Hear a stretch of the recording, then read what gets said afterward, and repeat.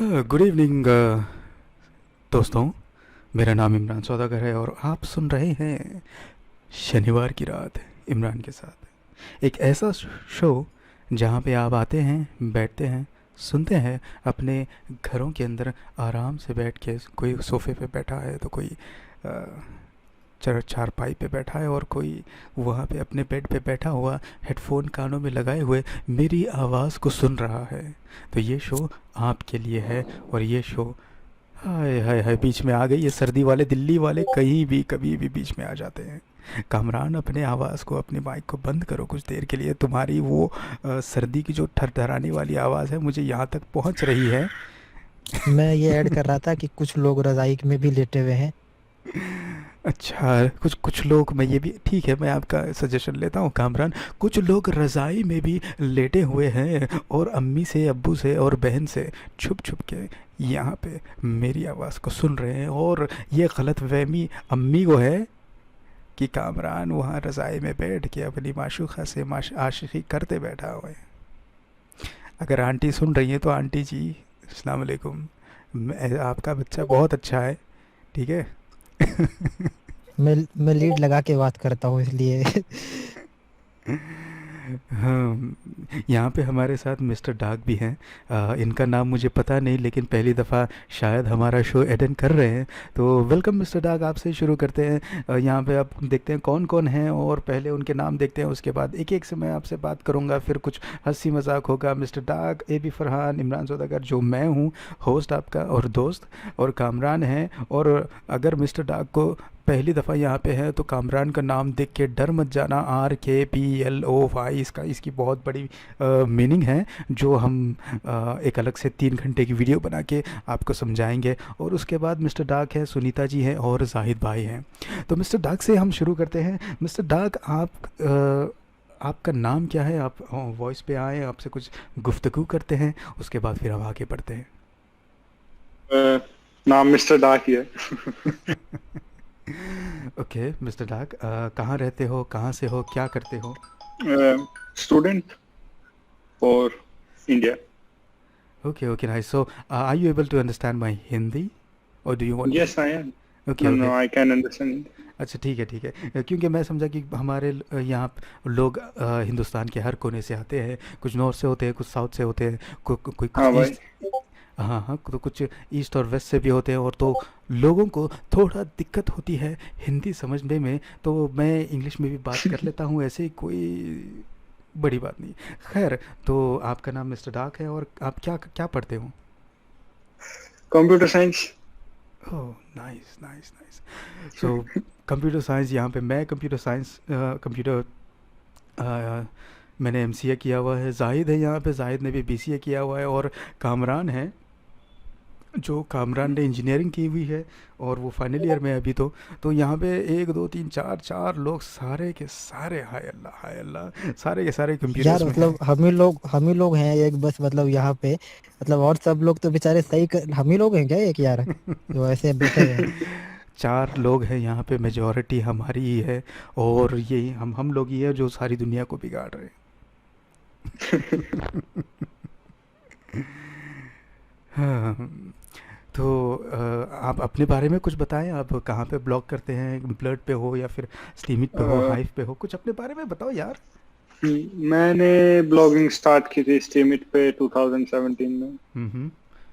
Golden period. उसके बाद, हाँ उसके बाद मैंने कॉलेज जब स्टार्ट हुए तब मैंने छोड़ दी। हम्म टाइम नहीं रहा ब्लॉग का। हम्म उसके बाद अभी तो मैं कहीं पे ब्लॉग नहीं कर रहा पिछले कुछ सालों से, बट क्योंकि मैंने स्टीमिट पे की थी तो मैं फिर भी इन टच रहता हूँ कि भाई क्या क्या फोर्क चल रहा है, क्या क्या कुछ कम्युनिटी में हो रहा है इस time. Okay okay, nice nice. बहुत अच्छा लगा कि आप 2017 में आप ब्लॉगिंग करते थे लेकिन छोड़ दिए। मैं उम्मीद करूंगा कि आप फिर से शुरू करें, क्योंकि मतलब ये एक ब्लॉगिंग एक ऐसा रास्ता है जहाँ जिसको आप एक प्रोफेशनल लेवल पे भी ले जा सकते हैं। आप चाहे तो राइटर भी बन सकते हो अगर आपकी राइटिंग में बहुत ज़्यादा इंटरेस्ट है। लेकिन आजकल तो स्टीमिट पे, हाइव पे बहुत सारे गेम्स भी हैं, मैंने देखा है, जैसे बैकपैकिंग मंक है और बहुत सारे हमारे दोस्त हैं जो गेम्स खेलकर भी वहाँ पे पार्टिसिपेट करते हैं। तो आप क्या करते हैं, आप आजकल आपकी मसरूफियत क्या हैं, इसके बारे में कुछ बताएं। आजकल तो सिर्फ क्योंकि मार्केट बहुत अच्छा कर रही है तो ज्यादा उसकी तरफ ध्यान है, बट ब्लॉग लिखना, मैंने एक दो ब्लॉग लिख रखे हैं बट पब्लिश नहीं किए उनको। एक बार प्रूफ रीड करके हम्म। टाइम लगेगा तब। यस यस, टाइम लगेगा। आप अपनी जब फुर्सत मिले आपको कॉलेज से, पढ़ाई से, और करना। हाँ, लेकिन जहाँ तक मुझे लगता है आपका चलो ये सवाल मैं आपको पूछ लेता हूँ, मैंने बहुत सारे लोगों को यहाँ पे पूछा है, लेकिन आप चूंकि यहाँ पे पहली दफ़ा आए हैं तो आपसे पूछ लेता हूँ कि आपका 2020 कैसे गुजरा। 2020 काफी बोरिंग बट काफी इंटरेस्टिंग एज हम्म। तो लॉकडाउन में कैसे गुजरे आपके दिन, क्या आप क्या करते थे? वेल। लॉकडाउन में क्योंकि मैं थोड़े शहर से दूर रहता हूँ, I हम्म mean, तो लॉकडाउन में काफी अच्छी अपॉर्चुनिटी थी रनिंग स्टार्ट करने की। हम्म। हम्म, मैं और मेरे मेरे डैड बहुत काफी रनिंग की। लॉकडाउन स्टार्ट हुआ और सुबह शाम। नाइस उसके नाइस। बाद जैसे सर्दी आई तो रनिंग छोड़ दी। उसके बाद फिर से लाइफ बोरिंग होने लगी तो मैंने एक स्केटबोर्ड खरीद लिया। दैट्स तो नाइस। स्केटबोर्ड हम्म। स्केटबोर्ड अभी स्केटिंग सीख रहा हूँ। अच्छा अच्छा। तो स्केटिंग सीख रहे हो या यूट्यूब से सीख रहे हो, या कोई आपके पास एक्चुअल जिंदा इंसान कोच है? नहीं भाई, सिर्फ टांगे हैं। तो बस गिर पड़ के खड़े होके अपने आप। नाइस नाइस, नाम आपका बहुत बिफिटिंग है। आपका नाम भी डार्क है और आपका सेंस ऑफ ह्यूमर भी थोड़ा सा डार्क है। और वैसे आप जॉगिंग और रनिंग की बात कर रहे थे, तो डेली कितने किलोमीटर आप चल लेते हो? मोस्टली मैं 4 किलोमीटर दौड़ता हूँ जब भी, ऑन एवरेज। कितने मिनट लगते हैं? But less than 20 minutes. Nice nice nice, that's that's fine. But मेरे फादर वो थोड़ा लंबा दौड़ते हैं। ओके, मैं अभी कुछ ही देर में आता हूँ, थोड़ा मैं कॉल आया है। ओके भाई।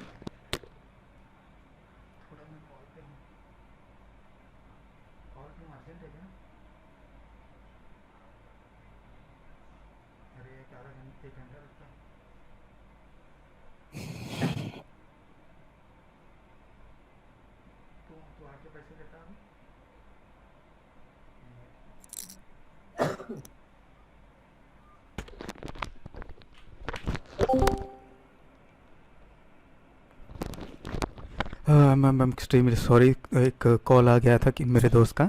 Off grid, off grid life is also here, so I think we should also converse in English so that he can understand.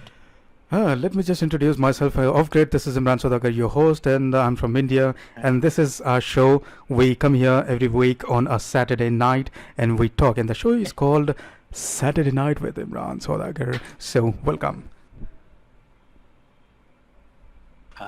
I don't know how to turn my microphone on. I can't chat.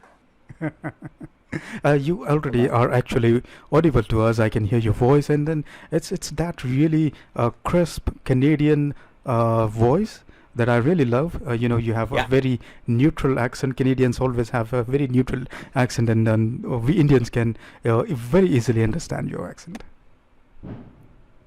That's good. I'm just walking around looking to see if I can find some headphones because everybody's just sitting down. It's 11 a.m. here, so people are just having breakfast, Mm. and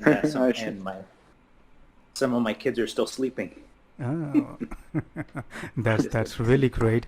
I mean, it's from what I know about Canada, it's snowing right now, and maybe the temperature might be like how much, minus 10 degrees in your place.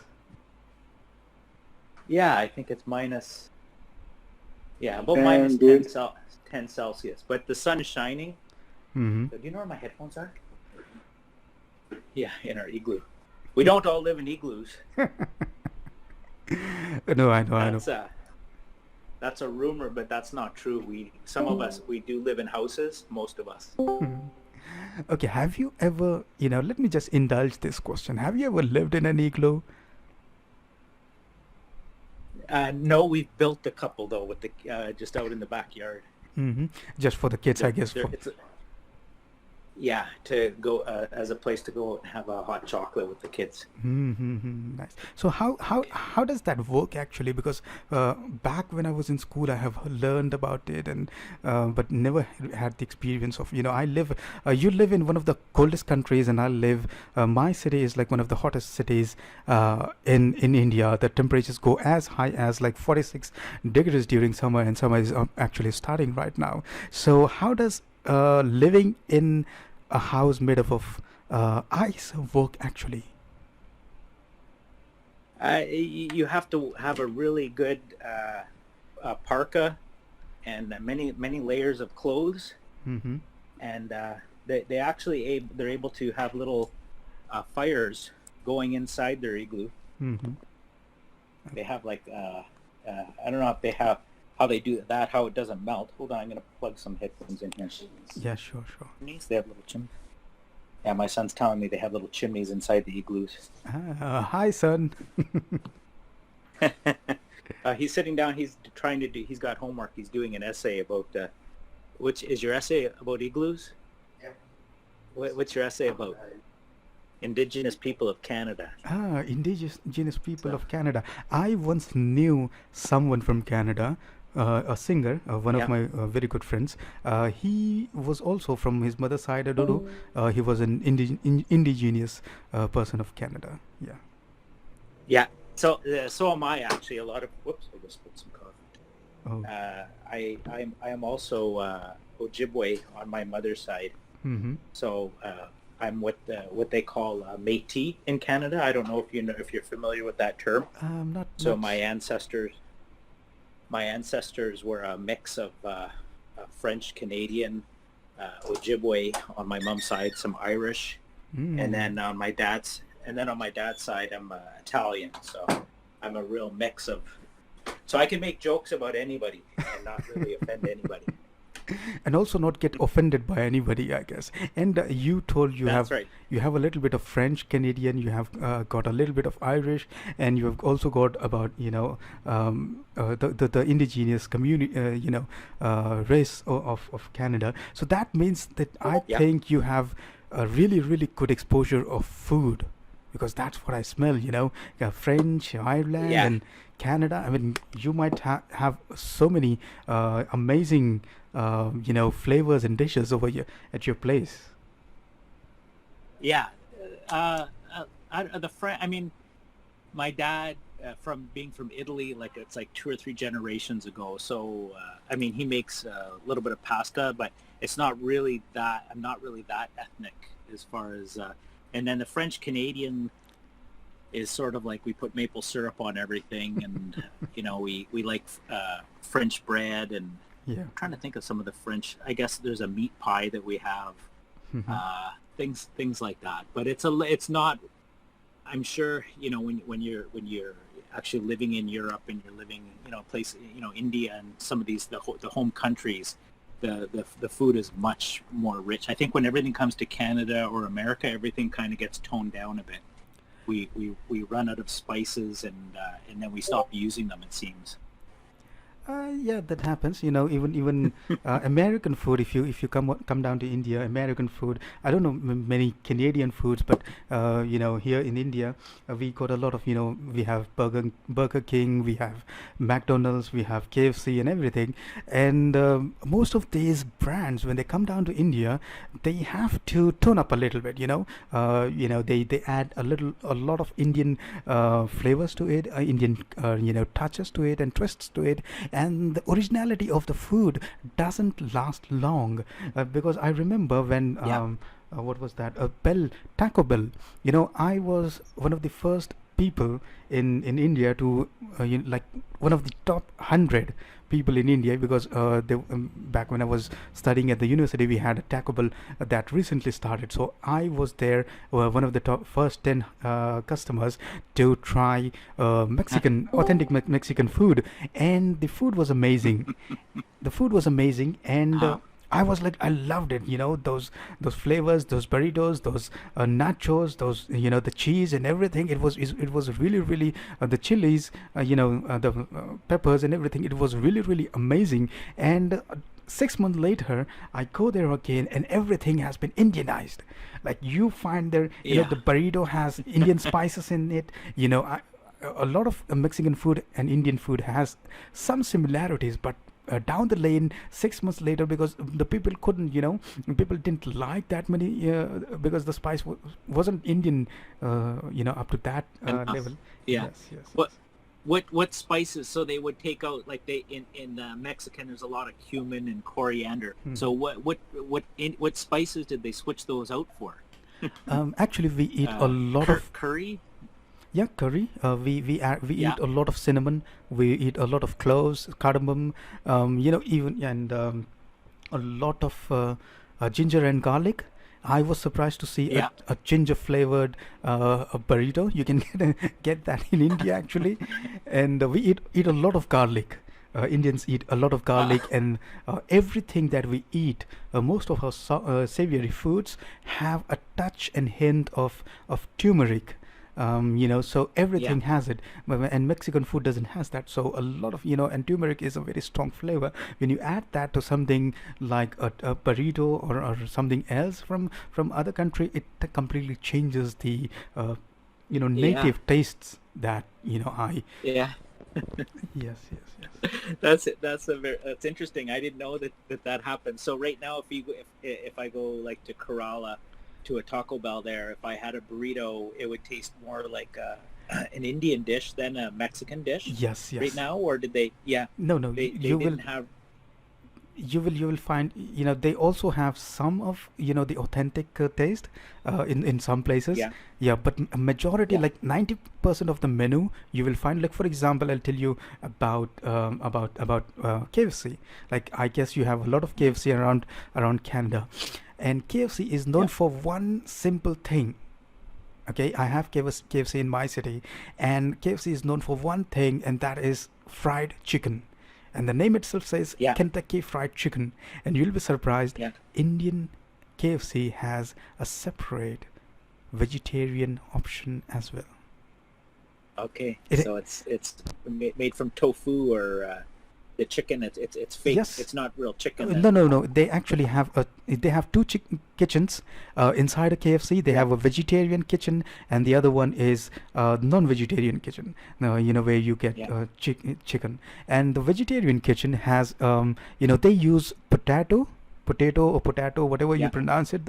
They have the patties are made with potato instead of meat, and everything. They have cheese, and that's a milk product. So it's completely, Indians love cheese, and Indians love everything that's made from cheese and milk and solid milks and everything, cream. So everything is vegetarian, and they have separate kitchens. And when I told this to one of my friends from America, and they were like, "Oh fuck, the name, the KFC, the name of KFC is Kentucky Fried Chicken." So where did so they can't. They should have to rename it. It would have to be Kentucky Fried Tofu, KFT maybe.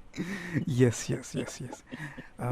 So that's interesting. I've never been to India. I would love to go someday, but from the photos, coming from Canada, and we have it's so many wide open spaces. When I see the photos of some of the cities in India, it scares me because it's so crowded, and I need big open spaces. I went to school for architecture in Rome for 6 months when I was in university, and I found that Rome was almost too many people, too crowded for me. I couldn't wait when I got back to Canada. Just the air seemed different. Everything seems different when you come after being out of Canada for 6 months. When you come back, everything just seems wide open and fresh. Mhm. I don't know. It's I don't think I could live in a big, even here in Canada. Like when I go to Toronto, I find that it's too there's too many people. It's too crowded. I need to get out into the country, and that's why my the title of my blog is all off grid living, because that's the ultimate idea, is to be totally away from civilization and living out on a lake, and we do that here in the summer, but in the winter it's Mhm. too cold. Like I tried to do the off grid living in Canada in the winter, but it's pretty much, I don't know how people do it, because they install all the solar panels and everything else, and then they spend most of the winter shoveling the snow off their solar panels so they can have coffee in the morning. So it's kind of a dream, and everybody asks me, why are you off grid life? What's this? Because that, like, I don't know, 5 years ago that was my dream, but reality, it's too expensive. I can't afford to live that way. Well, everything that you need to live like that. So, Yes, yes. anyways, Um, but yeah. but I'm stuck. You know, as you know, on when you start these things. When I started up on Steam in 2017, that was the name that I chose, because that was my main interest. But I've got 1,000, as you can tell from my blog, I have 1,000 different interests. Mhm. I'm mainly a painter and an artist, and an architect. That's my day job, do project management. But my real passions are painting and drawing and music. Play guitar and piano, but I don't post any of that stuff up on there, because it's just I'm not good enough really to share that. I don't want to end up looking like Ned Scott with my guitar. So anyway, so it's funny, every now and then people will, like, I'll post things, and obviously I'm not living off the grid, and people get really upset, and they say, why are you called off grid life?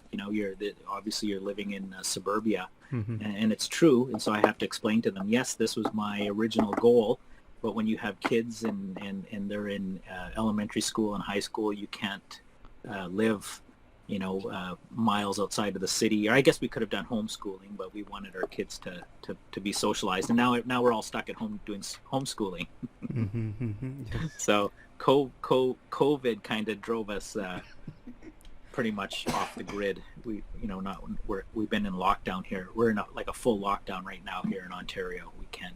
We're not supposed to go out anywhere unless we're buying groceries, or they say out for exercising. So all of a sudden, everybody in my neighborhood is out jogging, and everybody's bought a dog. So we're all out walking our dogs, because that's one of the few things that you're allowed to do without. I don't know if you'd get arrested. They're handing out fines to people if you're outside your house, if you can't prove to them that you're exercising. And I'm thinking, well, I mean, you go outside your door, and if you're going for a walk, that's exercise. So it's really strange, very strange times that we're living in here.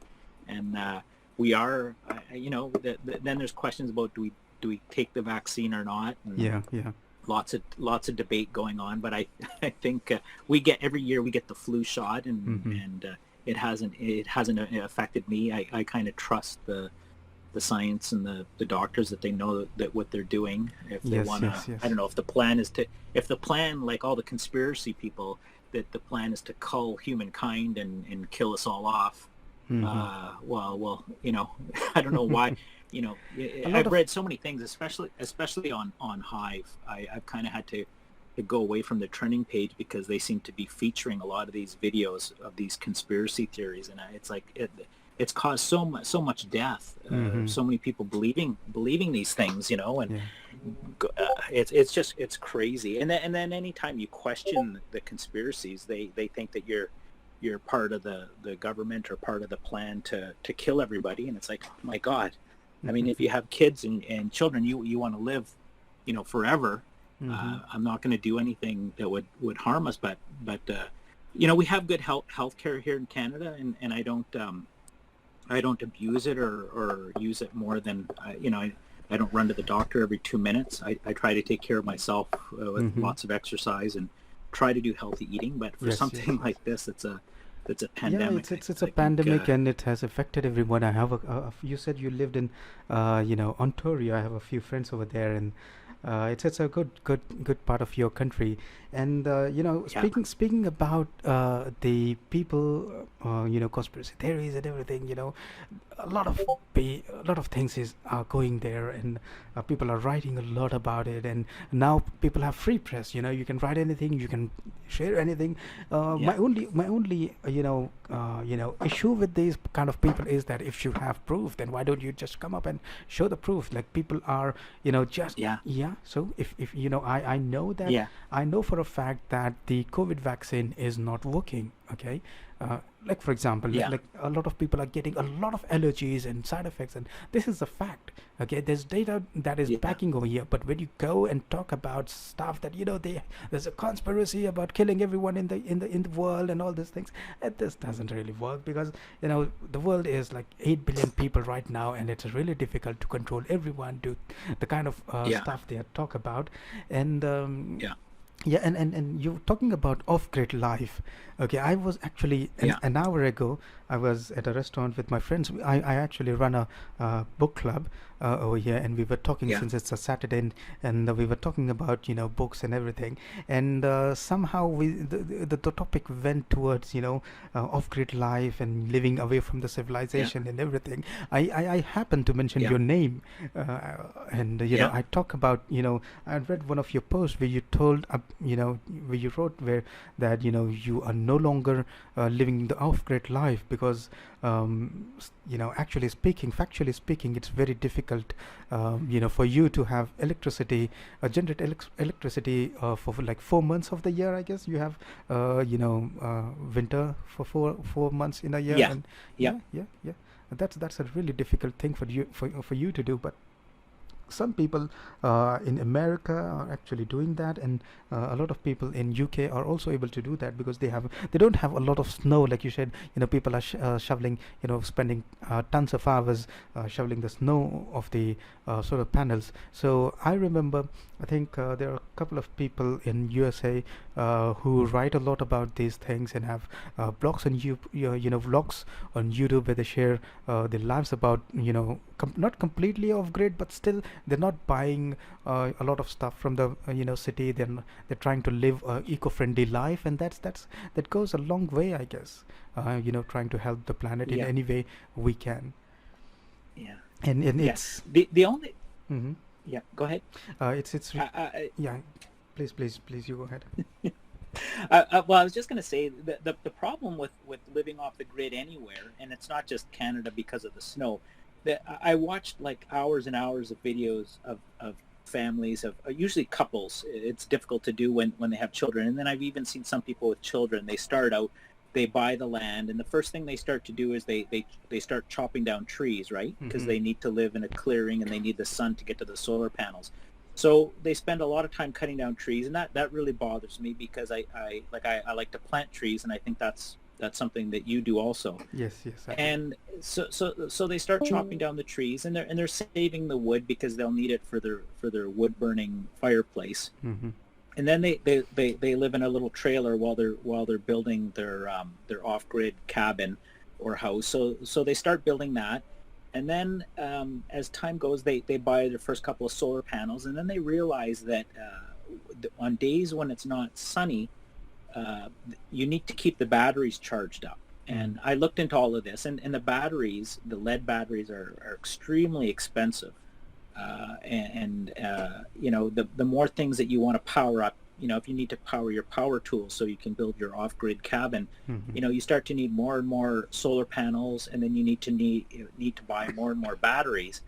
And the batteries, they're called Trojan deep. Is it deep cell? They're expensive, and you need to keep them above 80% power, or else you can kill them. I didn't realize that about batteries, but I learned that from my car one winter when we weren't driving my car, and the alternator wasn't keeping the battery above a certain percentage. I killed the battery and had to go out and buy a new battery for $300 or $400. These batteries are a lot more expensive, and so what you end up having to do is you have to go buy a generator, Yes, fossil fuel generator, that every time and it the also the sun. all these things eventually they start losing the meaning of actual living off grid. And I Exactly. completely So understand so your, yeah. yeah, so I'm watching these guys, and so then they need a big pickup truck because they need to pull so many things around. They need big trailer. They need to pull their trailer. So they have like these massive vehicles, and then they have to drive to town to buy great big containers of gasoline or diesel Mm-hmm. or propane. So before you know it, you're watching these videos, and you look around and you see tanks and tanks of petrol. You see tanks and Yeah, tanks of propane. Yes, yes. propane, and then they realize that it's not efficient to run your refrigerator from a solar panel, and you can't have the refrigerator go down because all your food will spoil. So they're running everything from propane. Mm-hmm. So then they end up with using way more fossil fuels than I am here in my little house in suburbia, where I've got my electricity on a meter, and I have things go off and on when the price of electricity is low. And I realize that I could live a better net zero, work towards a net zero life by living in suburbia where I can walk to buy my groceries. Mm-hmm. Rather than cutting down trees, I bought a big piece of land and I spend all my time planting trees. Mm-hmm. So I'm doing it the exact opposite way around. I bought a big empty piece of farmland And that was that they converted into housing, and I'm turning it back into a forest. And I think that it's like a reverse off-grid living, mm-hmm. where rather than buying a tree lot and cutting down all the trees and buying fossil fuel, Yes, I yes. bought a piece of land close enough to a grocery store where I can walk and buy all my groceries. I don't need a car. Mm-hmm. My idea was I don't want to fly, I don't want to drive, because those are the big problems on our planet. Everybody's flying everywhere. Everybody's driving everywhere. Yes. We need to live in suburbia is fine. Buy a big piece of land and plant Mm-hmm. lots of trees. Mm-hmm. So now, it was contagious in my neighborhood. Everybody saw me planting trees, and I was telling them, "Oh, you can get them on sale at a Christmas tree farm." I was going to a Christmas tree farm and buying pine trees and spruce trees for $10 Mm-hmm.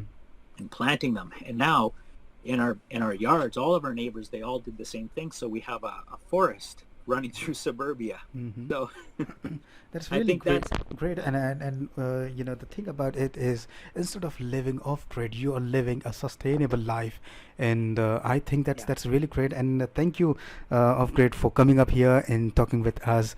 And it's really great. You know, I've never heard you talk before, and hopefully we'll get to talk to you more about off grid life, and about Canada, and about a lot of things that we share, a lot a lot of ideas that we share. Hopefully we can share more about that in your future events, and I hope you will be there, even in the next uh, Yes, yes. for sure. Mm. Sure. I'm sorry for going on and on there. I've got lots of views. I mean, that's why I have the blog, so I can write them down. But a lot of times I sit down and it's an outlet for other things. I probably should do more Mhm. writing about living off the grid because people are interested in it. And I have, like when I first started out on Steam It, Mhm. all my posts were about living off the grid, and I would spend hours and hours working on articles like this, and I Mhm. would get like zero. It wasn't worth it for me. So I tended to go I back to YouTube and Mhm. I get that, people are not that interested in off-grid life and a lot of things, but then it's a niche, it's a niche. yeah, You don't get many people around, around your city, or on Steamit, or on a particular platform. But YouTube is a good place. There are many good bloggers who are doing this off-grid life, or there are a lot of yeah, I know many YouTube channels from America, from Canada, and from many Western countries who are making their own food. I think what's his name? I don't remember the name. There's one channel called Art and Brie. There's a husband hmm and wife. They're from America, and they're growing their own food. They're going, trying to live a sustainable life. And then I love yeah, watching these people, grow a lot of food and yeah, then sell. So it's really good. It's really yeah. good. Yeah. We'll hopefully It, share more, and hopefully we'll have more of your visits on our Blood India Discord channel, and we can share many more ideas in future. sure, sounds great. I'm glad I tuned in. It was by accident. I was just checking out the price of Blurt on Mhm. on Discord and on Ionomy, and I'm really happy with Blurt. I think that I'm so happy that Jacob and Ricardo they keep Yes, plugging yes. away, because they've taken all the best ideas of Steam It, Steam and and they've made it so much better. So I'm happy that I'm there. That's my main home now is on Blurt. That's for sure. Yes, yes. And I see you are very enthusiastic about what you do, and I really love that. Keep doing that. And one thing that we do over here on Blurt India is whoever comes over here and talks, spend some time talking with us, is, we ask our guests to sing a song for us. In any language, any. I know you're a professional. You're a musician. You're an artist. You're a creative person. I know you. You have a guitar somewhere over there hanging on a wall, and maybe we'll get you. Hear you sing a song. Yeah, not right now. I'm in the basement at the moment, and I do have there's an electric guitar down here. See? But I think it's out of tune. It's not even in tune right now. Okay. But maybe for the next time I'll warm up and I'll do a little song for you. Hopefully you go back on to your your electric guitar, and hopefully we'll be able to hear you next week, or you can just try to tune in and work on that guitar, and until then I'll talk to other guests over here. A lot of people have left. Let's see, and we'll talk more with you soon. They got tired of all my ranting about living off the grid here in Canada. Yeah, it happens. It happens. Maybe they had something.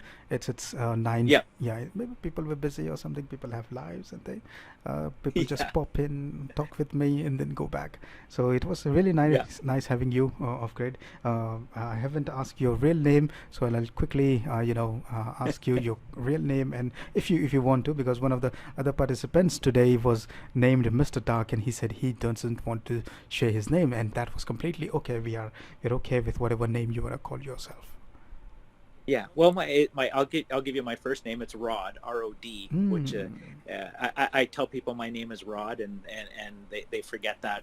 They start calling me Rob. They Rod is a kind of an unusual name. It was Rodney was the name I was given, but I shortened it to Rod with a D. And if you don't talk to me often, everybody ends up just calling me Rob. So yes, that sure happens. So, I have been called many names, although I have a very it's a very common name here in India and in Asian countries, but still names are very subjective, you can say. It doesn't, people keep forgetting. And thank you, Rod, for coming up and sharing your life with us, and it's really amazing to know that you're trying to live a very sustainable life, and I appreciate that. Hopefully I'll talk to you soon. Yes, great. Okay, thank you very much. And we'll talk to you later. Yes. Bye now. And next we have Zahid, Kamran, and Sunita ji. A lot of people have left. I guess people were just a little bit busy or something, or maybe they didn't like. Normally the show is in the show has 2 parts. One part is in English, so that the international audience, like Jacob, often drops here and has a chat with us about blood and everything. Sometimes he shares, a lot about his life and stuff. It's really cool. And sometimes people also, come from other countries who doesn't understand neither Indian language nor the international English. So it's kind of I have to manage and juggle with both the languages, Hindi and English. So the next part of the show will be in Hindi. Hopefully we'll have a few songs, and let's go on with Kamran and say hi Kamran, कैसे हो? Hello. Yeah. So how is it? हाँ, हिंदी में बात कर लो, कोई बात नहीं.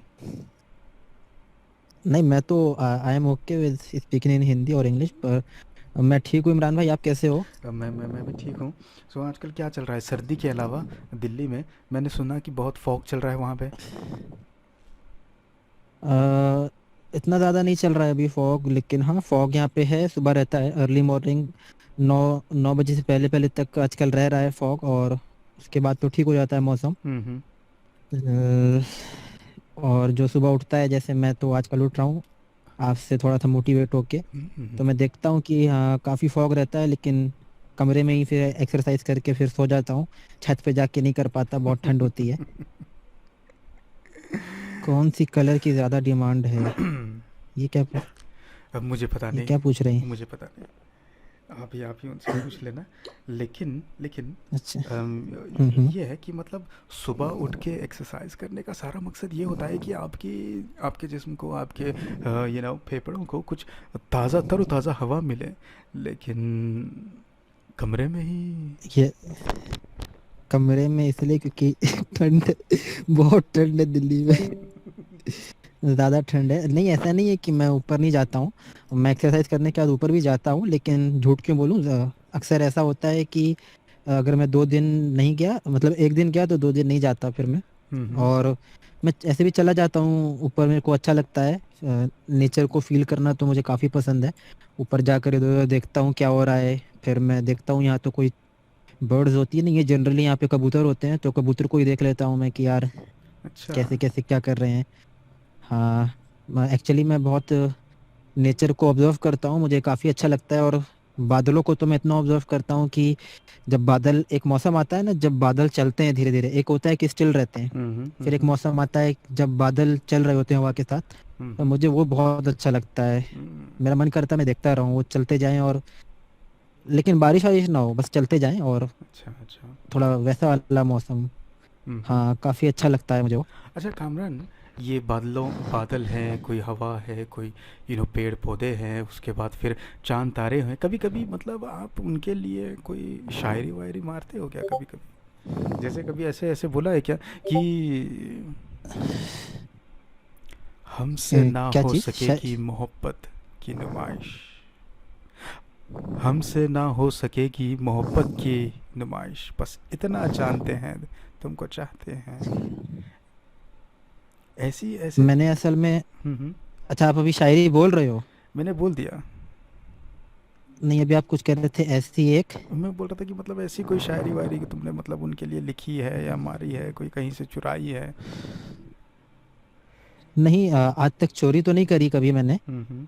अ, चाहे मैं जैसा भी लिखूं, बेकार या जो भी, बाकी उसके लिए लिखने पे ऐसा ही हुआ है ज़्यादातर कि शुरू में ये था कि साथ नहीं थे, और दूरियां थी, हम्म। तो बहुत ज़्यादा कहते हैं ना अकेलापन रहता था, तो ज़्यादातर मैंने उसी मौजू पे लिखा है। और एक वक्त हो गया हम्म। कि मैंने लिखना फिर छोड़ दिया, इस वजह से कि ज़िंदगी में मैं काफ़ी मशरूफ़ हो गया। लेकिन मैं कभी ये नहीं बोलता कि मैं भूल गया या मैं नहीं लिख सकता। हम्म। मैं आज भी, गुरूर नहीं, लेकिन मैं ये चीज़ बोलता हूँ कि अगर आज भी मैं कलम लेके बैठूँ तो मैं अपनी किताब में लिख सकता हूँ। हम्म। और मैंने यहाँ पे पता नहीं वो सुनाया था या नहीं, मैंने उसके लिए एक लिखा था, एक रात तुम्हारा साथ, हम्म।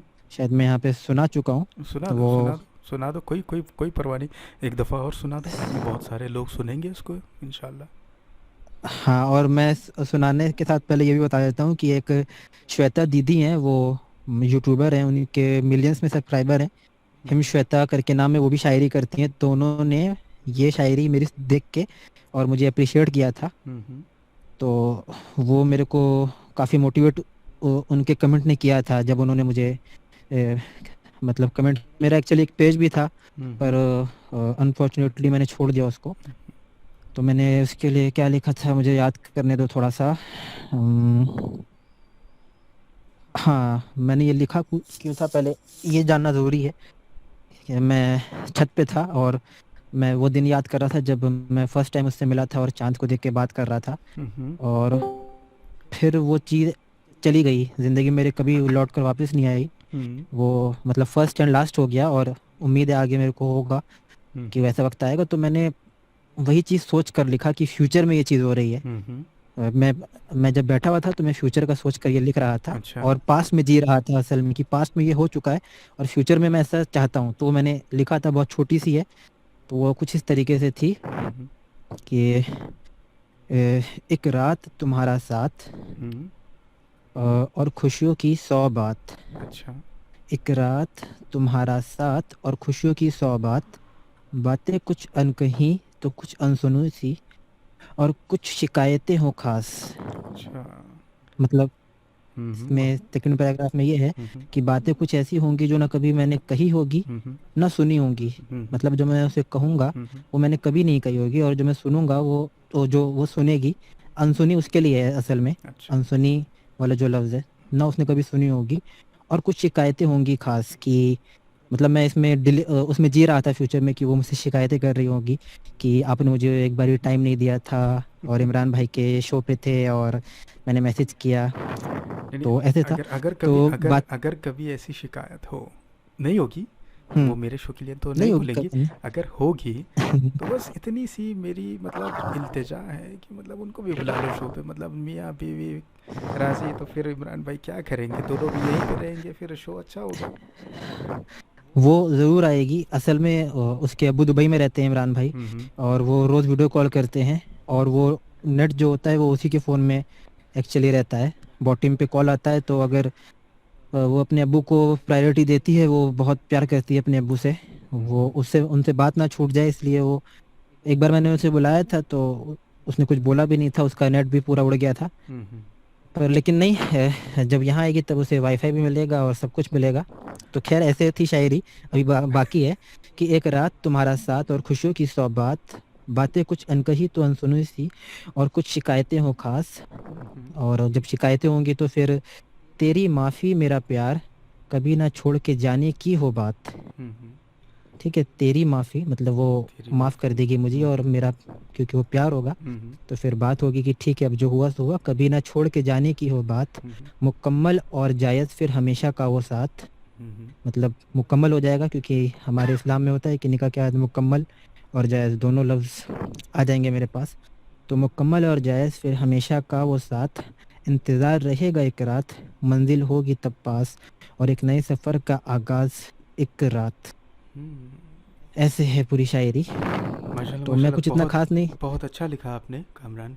जो फ़्लो है आपके ख़यालात का, शायरी में यही होता है, शायरी हो, नज़्म हो, कोई कविता हो, इसमें यही होता है कि आपके जो थॉट्स का फ़्लो है वो एकदम मतलब पानी की तरह बहते रहें, कहीं रुके ना, कहीं उछले ना, कहीं ये ना हो। तो आपका बहुत अच्छा है। बस आपसे यही उम्मीद है कि आप ऐसे ही करते रहें, ऐसे ही शायरी लिखते रहें और हमारे साथ आके शेयर करते रहें। मैं एक और मैं शेयर करूँगा, और ये मैंने लिखी थी ज़िंदगी के ऊपर कि हम ज़िंदगी में जब बचपन में छोटे होते हैं, मतलब सॉरी बचपन में तो छोटे ही होते हैं, क्या बोल रहा हूँ मैं। तो जब हम लोग छोटे होते हैं और हम बहुत मासूम होते हैं, और मतलब होता है ना कि बहुत सारी चीज़ें हम सोचते हैं कि यार ऐसा करेंगे, और कुछ चीज़ें हम नहीं कर पाते हैं। तो हम मशरूफ़ हो जाते हैं ज़िंदगी में, तो आप सब उसको अपने ज़हन में रखना। पता नहीं इतनी इतनी मतलब राइमिंग में नहीं होगी ये, लेकिन आप लोग सुनो इसे कि ज़िंदगी किताबों के उन पन्नों के मानिंद हो गई, जिन्हें पढ़ने की फुर्सत कभी मिली ही नहीं। अच्छा। ज़िंदगी किताबों के उन पन्नों के मानिंद हो गई। पता नहीं यहाँ सुनीता जी हैं तो मैं इनको थोड़ा बताता हूँ क्योंकि उर्दू इसमें बहुत ज़्यादा है। नहीं नहीं, कि पहले ज़िंदगी किताबों के उन प- पन्नों जैसी हो पहले गई। पहले तुम शायरी बोलो, उसके बाद एक्सप्लेन करना, वरना शायरी का फ्लो अच्छा ख़राब हो ठीक। जाएगा। अच्छा, ज़िंदगी किताबों के उन पन्नों के मानिंद हो गई, जिन्हें पढ़ने की फुर्सत कभी मिली ही नहीं। वो कुछ अहम सबक थे जो ज़िंदगी में आने से महरूम हो गए। आज फुर्सत है तो वो सबक बहुत पीछे रह गए हैं, और वक्त भी काफ़ी आगे आया है। पर अफसोस साथ है। अच्छा। समझ रहे हो? हम्म। ये अब मैं बताता हूँ कि ये इंसान जो फ्यूचर में जब हम बड़े हो गए हैं तो हम जब सोचेंगे कि ज़िंदगी बुक्स जो हम पढ़ रहे हैं, एक होता है ना कि फर्स्ट चैप्टर था वो मिस कर दिया हमने, सेकंड कर लिया, थर्ड कर लिया, फोर्थ कर लिया, फिफ्थ कर लिया, सारे चैप्टर कर लिए। वो फर्स्ट वाला इतना पीछे रह गया कि अब वो इतना पीछे हो गया कि उसे करने का टाइम नहीं है, पीछे जाके वो इतना पीछे हो गया है, और हम इतने आगे आ गए हैं कि वो महरूम हो गया वो चैप्टर, और उसको पढ़ने का हमें कभी वक्त ही नहीं मिला। और आज अफसोस के सिवा कुछ नहीं हमें होता कि यार काश हम उसे पढ़ लेते। इसको अपनी लाइफ से आप रिलेट करोगे तो आप समझ जाओगे कि मैं क्या बात कर रहा हूँ जाहिद भाई। अच्छा अच्छा। अ, तो यही ये लिखता हूँ, और काफ़ी टाइम से तो मैंने लिखा नहीं है। मेरे को मेरे मामा से इंस्पिरेशन मिली थी, वो भी लिखते थे, और उनके साथ भी ऐसा ही कुछ हुआ था, दिल उनका टूटा हुआ था, तो वो मुझे बोलते थे कि जब तुम लिखो तो अपने लिए लिखो और ये मत सोचो कि दुनिया क्या सोचेगी। हम्म। उन्होंने मुझे एक चीज़ बोली थी कि अपनी वो लफ्ज़ से जो चीज़ नहीं बोल पाते उसे किताबों पे उतारना ही शायरी होती है। अच्छा। जिस दिन तुम्हें वो चीज़ आ जाएगी तो तुम शायर बन जाओगे, कि वो चीज़ जो तुम लफ्ज़ों से नहीं बयां कर पाते और किताबों पे लिखना जान जाओगे हम्म। तो तुम शायर कहलाओगे उस दिन। हम्म। तो बस मैंने उसी चीज़ पे ध्यान दिया और यही करता हूँ मैं। ये क्या लिख रहे हैं Sunita ji? Once nice. A week get together होले भालो लागे, या ला ला भालो लागे लागे, हाँ जी। वैसे वैसे कामरान, आपकी आपकी थोड़ा माइक माइक आपके आवाज़ बहुत आ रही, तो थोड़ा दूर रखो। आपकी सांस की आवाज़ उसमें ज़्यादा आ रही है। तो अब ठीक है। हाँ, एकदम एकदम ज़बरदस्त है अभी। तो मैं ये कह रहा था कि हाँ कामरान, मैं आपकी जो नज़में आपने जो अभी अभी जो सुनाई है, उसमें ये लगता है कि मतलब फ्यूचर को लेके बहुत उम्मीदें हैं तुम्हारे पास। जो गुज़रा हुआ पल है उसके साथ शायद कुछ शिकायतें हैं या फिर कुछ रिग्रेट्स हैं, लेकिन आपकी शायरी से, आपकी बातों से ये मुझे तो लगता है कि आपके पास बहुत ज़्यादा उम्मीदें हैं फ्यूचर को लेकर। तो दुआ करते हैं कि हों, और ज़्यादा उम्मीदें हों, और ज़्यादा। हाँ हम्म। नहीं, मैं बताता हूँ अगर आप मुझे इजाज़त दोगे। जी देर हो रही है, जी। 10 बज गए हैं। Yes yes. तो ऐसा था कि मैं जब 10th में था तो मैं एक गेम डेवलपर होना चाहता था, हम्म। कि मैं गेम्स बनाऊं। और फिर ज़िंदगी तभी बदल गई मेरी एकदम से। मेरी ज़िंदगी में वो आ गई और फिर चीज़ें बदलने लगी। मैं थोड़ा रिलीजियस हो गया बहुत ज़्यादा। मैं नमाज वमाज नहीं पढ़ता था, हम्म। फिर मैं नमाज पढ़ने लगा। तो हम्म। ज़िंदगी में आगे उम्मीदें बहुत हैं, ये सच है। लेकिन वो उम्मीदें ऐसी हैं कि अगर कोई सुनेगा तो वो बोलेगा कि ये उम्मीदें क्या है यार, ये तो जनरल चीज़ें हैं, तो किसी को भी मिल जाती हैं। मतलब एक होता है ना कि इंसान उम्मीद ऐसी करता है, यार हाँ यार हम भी कभी फलां घर में जाएंगे, एक ऐसा घर होगा, ऐसा मकान होगा। तो मुझे वो उम्मीद नहीं है। और मैं असल में मैं दुनिया के बाद वाली ज़िंदगी के लिए बहुत ज़्यादा सोचता हूँ अब, कि यहाँ पे का नहीं सोच के मैं वहाँ का ज़्यादा सोचता हूँ। और इसलिए काफ़ी सारे जो मेरे रिलेटिव्स है वो कहते हैं कि यार तुम दादा अब्बा मत बनो, अभी से तुम लाइफ एंजॉय करो। हम्म। मैंने कब बोला कि मैं लाइफ एंजॉय नहीं कर रहा? हम्म। मैं लाइफ एंजॉय कर रहा हूँ, लेकिन मुझे उसी में मज़ा आ रहा है कि मैं वहाँ का सोच के खुश होता हूँ। आज भी बताता हूँ, डेथ हुई थी किसी की यहाँ पे, हम्म। और उनकी एज 90 थी। अच्छा। और जैसे होता है ना, हमसे कुछ गुनाह हो जाते हैं, हमसे जैसे किसी को गाली दे दी या किसी को बुरा बोल दिया या हम्म। कुछ भी छोटी सी भी कोई गलती हो जाती है, तो जब वो गुनाह होता है, तो आज ही कुछ हुआ था। मैं वो बताऊंगा नहीं कि क्या क्या गुनाह था, लेकिन जब मैं वहां गया तो मुझे वो चीज़ याद आ गई कि यार आज ये आए हैं और इनकी एज इतनी ज़्यादा है। इनको होता है ना, 90 ईयर्स के थे। और असल में हम आज जाने वाले थे, मैं अपने कज़न के घर जाने वाला था, मुफासा के घर। हम्म। लेकिन जैसे ही पता चला कि डेथ हुई और मेरे अब्बू को बताया कि उनके पास ज़्यादा लोग नहीं हैं हम्म। और मैयत को कंधा देने के लिए, तो मेरे अब्बू रुक गए। और मैं तो वैसे भी नहीं जा रहा था, तो मैं रुका हुआ था। फिर हम लोग गए तो होता है ना वो चीज़ देख के कि यार हाँ ये मौत है जो एक दिन आनी है।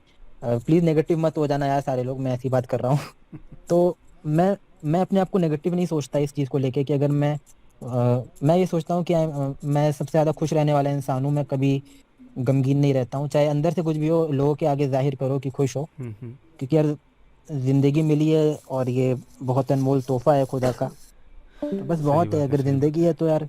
और ज़िंदगी में माँ बाप का साथ है अगर किसी के पास, हम्म। तो वो बहुत अनमोल तोहफा है। सही बात है, और सही क्या बात चाहिए किसी को? मतलब खुशियाँ, कहते हैं ना, पहले वो था एक यह बूट बूट वाला एक शायर है है। बहुत मशहूर। Yes yes. आपने हाँ हाँ, तो सुना है। उसकी एक लाइन है। हाँ उसकी लाइन ये है कि जो टूटा आशिक होता है ना, टूटे दिल का, वो वक्त ढूंढता है यादों को। आवाज आ रही है आ मेरी रही है, आ अच्छे रही है, से? आ रही है। बाथरूम में हो, पता है, हाँ आ रही है। हाँ। नहीं नहीं, बाथरूम में नहीं, छत पे जा रहा हूँ इसलिए आवाज गूंज रही है। तो मतलब खर्च करने के लिए आंसू हम्म। अपने। तो मैंने उसकी बात से उल्टा चीज लिया कि मैं वक्त ढूंढूंगा खुश रहने के लिए, अच्छा कि अच्छा। खुश रहो, और खुशी रहता हूँ। और आप जैसे लोग मिले हैं तो मैं तो बहुत खुश हूँ।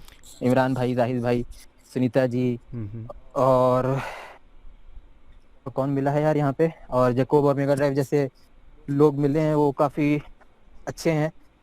तो मैं अभी काफ़ी खुश हूँ, जब से मैं बुलेट पे आया हूँ मेरी लाइफ तो काफ़ी चेंज हुई है। और इमरान भाई तो खैर भाई ही हो गए हैं, और सुनीता जी तो क्या बोलूँ उनको। तो जब तक खाना नहीं खिलाएंगे तब तक उनका कुछ नहीं होगा। वो घर खा सही बात है, सही बात है। चलो, क्यों कामरान, क्यों इसी मेरे बात पे। लिए एक मिनट, मैं इंटरप्ट कर रही हूँ, अभी तक सुन रही थी। ठीक है, क्या बोलो बोलो, क्यों क्यों मेरे बारे में कह कामरान? रहा हूँ सुनीता जी बहुत अच्छी हैं कि वो नहीं इतनी अच्छी नहीं, अच्छी अच्छा रेसिपीज अच्छा बनाते। अच्छा अच्छा, मैं मतलब क्या काफी करो, कुरियर कर दो? नहीं, कोरियर की क्या जरूरत है, आप यहाँ लेके आ जाइए, खुद ही कोरियर हो जाइए ना आप। अच्छा, मुझे खाना खिलाना है, वो भी दिल्ली जाके, और तुमको खाना खाना है, तुम आ नहीं सकते। वाह, क्या क्या बात है। क्या करें, ये यही जिंदगी का दस्तूर है। और यहाँ पे जो आप, तो मैं आपसे इतना छोटा हूँ, आपसे आधी उम्र का मैं, नहीं सॉरी, आधी उम्र का नहीं, सॉरी, मतलब आपसे अच्छा 10-20 अच्छा, साल 10 साल तो छोटा होऊंगा ना आपसे मैं, कम से कम। तो वही आप मतलब क्या मुझे बोलना क्या बोलना चाह क्या रहे हो चाह रहे तुम हो मुझे? तुम? हाँ, तुम क्या वो बोलना चाह रहे हो कामरान? तुम मतलब तुम मुझे व्हाट क्या, the hell are you trying to say? नहीं नहीं नहीं नहीं नहीं, नहीं नहीं। मतलब क्या है, मतलब तुम ये बताना, मतलब मेरी उम्र जानने की कोशिश कर रहे हो, या फिर नहीं ये नहीं नहीं, बोलने की कोशिश कर हाँ रहे हो बता कि दो ना मतलब तो। मैं नहीं बूढ़ी हो अच्छे गई से नेता हूँ, जी, और नहीं मतलब क्या? बूढ़े कहाँ हैं? अच्छा सुनो तो, हाँ हाँ, मतलब आप क्या आप है? आप अब आपने इतना बोला है तो आप बता ही दो ना, आपकी एज क्या है? इट्स क्या वेरी बैड करोगे? नहीं मैनर्स, नहीं, नो? क्या करोगे कामरान? देखो यही सिखाया है। हाँ, मैं रोशनी बता दे रही हूँ, रोशनी को मैं पता बता दे रही चलेगा हूँ। ना दो। इमरान, हाँ लेट हाँ मी से, मैं हाँ बोल रही हूँ कि मैं जो गुजरा हुआ कल है, उससे एक दिन बड़ी हूँ, और आने वाले कल से एक दिन छोटी। अब तुम सुबहान कैलकुलेट अल्लाह, करके बताओ। सुबहान अल्लाह, सुबहान अल्लाह। ताली बहुत बहुत अच्छी बात, ताली बहुत अच्छी बात ताली बताई है। और ताली बजाओ। एक मिनट ये कामरान। ये बहुत, हाँ। हाँ हाँ, तो बहुत अच्छी अच्छी बात बताई है कि मैं जो गुजरा हुआ कल है उससे एक साल, एक दिन बड़ी हूँ, और जो आने वाला कल है उससे एक दिन छोटी है। तो ये बहुत इम्पोर्टेंट बात है। हम उम्र को लेके, हम अब हमारी ये जो जो चीज़ें हैं जो मायने नहीं रखती, उनको लेके हम बहुत सीरियस हो जाते हैं। तो मैं हमेशा ये कहता हूँ कि बहुत से किस्से रिश्तेदारी, आज मेरी तो कल किसी और की बारी है, राइट? तो किस किस किस किस मतलब? मौत की किस रिश्तेदारी है। अच्छा अच्छा, सॉरी सॉरी सॉरी, मैं समझ गया, नहीं नहीं मैं समझ गया मैं अच्छा, समझ वो गया फॉग इमरान के भाई, मैं बारे में समझ पूछ गया। रहे थे ना, नहीं इमरान बोल रहे थे कि क्या दिल्ली में फॉग चल रहा है? तो मैंने बोला कौन से कलर का चल रहा है, क्योंकि फॉग के तो रेड है, ब्लैक है, ग्रीन भी है, ब्लू भी है, तो मैंने इसीलिए नहीं, पूछा था। वो सुनीता ठीक है, जी, यार ये क्या हम बात जोक कर रही अभी सब है, सुन। पार्ट था। यहाँ तो वाइट कलर का होता है दिल्ली में, तो ये अच्छा, क्या बात व्हाइट आप कर कलर रहे में हो? भी है? नहीं नहीं, मैंने इसीलिए तो बोला कौन सा चल रहा है, तो आपके वहां पे व्हाइट चल रहा है। यार इमरान भाई एक बात बताओ, इन्होंने जितने रंग बोले, उस रंग को छोड़ के मैंने बस एक ही रंग देखा है जिंदगी में, और वो वाइट है। नहीं नहीं, अरे फॉग पार्टियों के बारे तुमने में नहीं तुमने सुना है जिंदगी अभी गुजारी इमरान? नहीं है। जोक सब पार्ट यार। नहीं, मैं तभी तो मैं कह रहा हूँ, मेरी अभी it's time to explore, I am still young, I am like only 21 years old, मेरा तो अभी वक्त है, मैं तो अभी खैर घूमना फिरना है। और इमरान भाई के यहाँ भी आना है, सुनीता जी के यहाँ भी चले जाएंगे कभी इधर उधर टहलते हुए। अच्छा, टहलते और हुए? जाहिर भाई के यहाँ तो जाहिद भाई की तो क्या, वो तो ससुराल ही वही है शायद। खैर कामरान, यू नो बहुत बहुत बातें करते करते तुमने बोला ये कुछ ऐसी बातें कर। इमरान, मैंने एक मन्नत मांगी है इस 2021 में। जी जी, बताइए। वो क्या मन्नत मांगी है आपको पता है? मुझे ये मैंने मन्नत मांगी है कि काश किसी भी कोई भी हैंगआउट में जिस दिन मुझे जाहिद की आवाज सुनाई देगा, मैं पूजा करने के लिए जाऊंगी मंदिर। जाहिद भाई प्लीज। माइक ऑन करो जल्दी से प्लीज, आज इसी बात पे। हेलो। चलो सुनीता जी नहीं जल्दी नहीं नहीं, चप्पल पहनो और आप मंदिर भागो हाँ, जल्दी जल्दी। जल्दी नहीं जल्दी, नहीं, हमें कल ही जाऊंगी ना। नहीं, मंदिर मंदिर वाला तो ठीक है। अगर थोड़ा, अगर उसको और कॉम्प्लिकेटेड करते ना तो फिर और मज़ा आता। मंदिर को ऐसे ही जाती रहती हो आप, बंगाली हो, फिर मतलब सुबह सुबह तो होता ही होगा पूजा वगैरह, फिर आपका तो सीज़न ही रहता है, मतलब दुर्गा पूजा हो गया, उसके बाद फिर अभी हाँ, अभी तो अ, सरस्वती पूजा भी आने हाँ, वाला है सरस्वती ना। पूजा आएगा, उसके बाद होली आएगी, 1-2 महीने में अभी। तो ये तो चलता रहेगा, लेकिन इसके अलावा अगर आप थोड़ा उसको इग्नोर, ये थोड़ा मॉडिफाई करते, अगर कहते कि अगर अगर जाहिद बात कर दे तो फिर मैं इमरान को, कामरान को, जाहिद को चिकन बिरयानी बना के खिलाऊंगी। अरे वही हाँ बात हो तब गई ना, वो तो कामरान की तरह बात कर रहे हैं हम। या फिर आप लोग बैठे हो, कौन दिल्ली में, कौन कर्नाटका में, कौन कहाँ कहाँ पे, पूरा मानचित्र लेके बैठी हूँ यहाँ पे मैं। कहाँ कहाँ भेजूं मैं? नहीं नहीं, यहाँ पे बोलो तो होम कुछ डिलीवरी कुछ कहाँ से करूँ? कुछ वो ड्राई फ्रूट ये भी होते हैं ना, कुछ कुछ फूड्स होते हैं, बिस्किट्स हैं या फिर कोई पिज्ज़ा विज़्ज़ा है जो तुम भेज सकते हो वहाँ से। अभी मेरे शहर में तो फ़्लाइट भी है। अच्छा हाँ, दिल्ली से फ़्लाइट हो गई है हमारे अच्छा यहाँ, हफ्ते में 3 बार फ़्लाइट है। अच्छा अच्छा अच्छा अच्छा अच्छा सुनीता अच्छा। जी एक काम करना ना, आप एक काम जी जी, करना, देखो आप जो लोग चीज मतलब अभी, आप ज्यादा हो ना, ये दल मतलब जो है ना बना के बैठे हो, मैं सब समझ रही हूँ। नहीं नहीं, मैं आपको सीरियसली, मैं अब सीरियस में मैं सीरियस होकर बात कर रहा हूँ। मैं तो अच्छा मैं भी बहुत सीरियस, बहुत बोलो। I am, yes I M हाँ, वेरी सीरियस है ऐसा। आई एम हाँ टू तो मच। मैं ये कह रहा हूँ कि जैसे इमरान भाई ने बोला बिरयानी, चलो वो तो अभी मुश्किल है, थोड़ा मुमकिन नहीं है अभी, लेकिन एक चीज़ पॉसिबल है। तो ये ट्विस्ट कर देते हैं उसके अंदर कि अगर जाहिद भाई बोलेंगे तो आप हमें यहीं पे कुछ गाना वाना सुना दीजिए।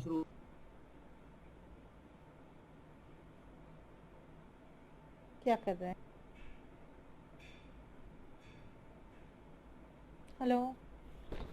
वो शायद उसके हेलो। उसके अब्बू ने बुलाया होगा। वैसे हम जाहिद भाई से बात करते हैं। जाहिद भाई नहीं नहीं, बहुत बहुत सुनो सुनो, ये गाना मेरे को गाना हो रही सुना है दो खाना। सुनीता जी, गाना। कामरान जरा सब्र सब्र सब्र अरे सब्र। मैं तो वो तो हम गाएंगे, वो तो गाएंगे। उसके अलावा भी बहुत सारे अरे लोग मैं होते हैं तो यहाँ पे। हमेशा गाती हाँ हूँ। वो तो मतलब वो तो प्रोफेशनल सिंगर हैं, ब्लड इंडिया के वो रेसिडेंट, वो परमानेंट अच्छा अच्छा सिंगर हैं। अच्छा वो अगर किसी दिन मतलब हमारा यूट्यूब हाँ, चैनल पे जाएगा और वहाँ से मैं पैसे कमाऊंगा ना, तो 99.9% इनको देने पड़ेंगे। ठीक है। अच्छा हाँ क्योंकि क्योंकि अगर हाँ मैं यूट्यूब पे ये डालूंगा ना तो ऑब्वियसली फेमस होगा। हम्म, फेमस किस चीज़ पे होगा, मतलब हाँ, सुनीता जी का जो गाना है, जैसे पिछले हफ्ते आपने गाया था। और चढ़ाओ और चढ़ाओ। नहीं यार। मैं चढ़ रही हूँ, चढ़ाओ। तो वैसे जाहिद हैं, जाहिद से हम बात कर लेते हैं। वो आज बंदा माइक ऑन करके बैठा है, बोल रहा है कि कौन मुझसे। कोई नहीं है जाहिद, एक बार आवाज सुना दीजिए आपकी, मैं समझ लूं कि आप बोल सकते हो। एक बार मैं ये समझ लूं कि आप बोल सकते हो। आप सुनना क्या चाहते हो? मैं चाहती हूँ आपकी आवाज सुनना कि आप बोल सकते हो। आप गूंगे नहीं हो, मेरा आप बोल सकते हो ये जाहिद, मैं आवाज खुश हो जाऊंगी। मेरा आवाज बढ़िया सुन रही है, यूट्यूब चैनल पे सुन सकते हैं अच्छा आप। अच्छा, तो आप सेलिब्रिटी हो, आपको सुनने के लिए मुझे यूट्यूब जाना पड़ेगा। हैंगआउट पे आप बोलेंगे नहीं? अच्छा, ये बोलना चाहिए था ना, फिर मैं रिक्वेस्ट नहीं करती। वहाँ यूट्यूब पे आप सब्सक्राइबर्स तो हो जाओ ना। क्यों कर रहे हो? पर मैं आई मस्ट से कि जाहिद बहुत हेल्पफुल है। इमरान से तो मेरे सबसे लास्ट में इंट्रो हुआ। सबसे पहले जब मैं ब्लड ज्वाइन की तो सबसे पहले मतलब जाहिद ने मुझे हेल्प की थी। तो मैं ये तो भूलूंगी नहीं, मैं भूलती भी नहीं, कोई कुछ भी करे मेरे लिए तो मैं हमेशा थैंक याद यू, रखने थैंक की यू। कोशिश करती हूँ। तो जाहिद जब मैं ब्लड ज्वाइन की थी तो ये आप लोगों के ब्लड के बहुत सारे मतलब लिंक तो होते हैं ना अलग अलग, जैसे और की नहीं होते हैं। ब्लड बाज, ब्लड ब्लॉग, ब्लड वर्ल्ड, सारा कुछ होता है। तो Zahid was the first person जो जिसने मुझे ये गाइड किया और हेल्प किया था। एंड सेकंड मैं तो बोलती हूँ कि कामरान ने वो रिदम वाला किया था। तो मैं तो किसी को हेल्प नहीं कर पाती हूँ, आप लोग मुझे बहुत हेल्प करते हो। मैं ये तो फाइल का ये मैं सर्वर में मैंने डाला था ना लिंक ज्वाइन करने के लिए, तब आपने ज्वाइन हाँ किया था। हाँ हाँ हाँ, जाहिद हमेशा मतलब ये जो बीच में बंद हो गया था फिर मैंने जाहिद को डीएम किया तो वो हमेशा रहता है हेल्प करने के लिए। It's good. सो मुझे लगा कि ये बंदा सिर्फ लिखता है या बोलता भी है, तो इसलिए मैंने आज रिक्वेस्ट किया इसे, अरे आपको कुछ क्या नहीं। पता, जाहिद इतना बड़ा यूट्यूबर हाँ है कि मतलब अब तो उनके मतलब अच्छा, हाँ 3-4 हज़ार उनके फॉलोअर्स हैं। और सब्सक्राइब करो जाहिद भाई, अरे वाह, मतलब मैं तुम्हारे प्रमोशन कर रहा हूँ। डालो लिंक, डालो नीचे, लोग बहुत हैं। लोगों को बताओ, तो अपना चैनल बताओ और लोग सब्सक्राइब करेंगे हाँ, जो भी। कोई है नहीं ना। हाँ वो यूट्यूब में है मुझे पता है, जाहिद यूट्यूब में है पता है, यूट्यूब का पता नहीं, अच्छा अच्छा क्योंकि मैं भी यूट्यूब में हूँ अच्छा। तो इसीलिए पता है। हाँ अच्छा जाहिद, अभी आ ही गए हो तो कोई गाना सुना दो ना। गाना ना तो मुझे आती है। अच्छा मैं सिखाता हूँ। आप मैं कर ही सकते हैं मैं सिखाता हूँ। ये शाम मस्तानी, मेरे साथ साथ गाओ, मैं सिखाऊंगा ना गाना।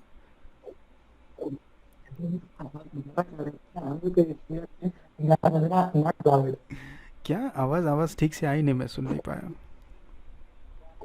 घर में तो नहीं है, समझे? ठीक है, मतलब तुम भाभी के सामने भी नहीं गाओगे हाँ? अभी भाभी सुन रही हैं तो भाभी जी अस्सलाम वालेकुम, सुन रही हैं तो फिर नहीं नहीं नहीं, अगर के घर में नहीं, वो सुन रही है, बहुत पहले। क्या।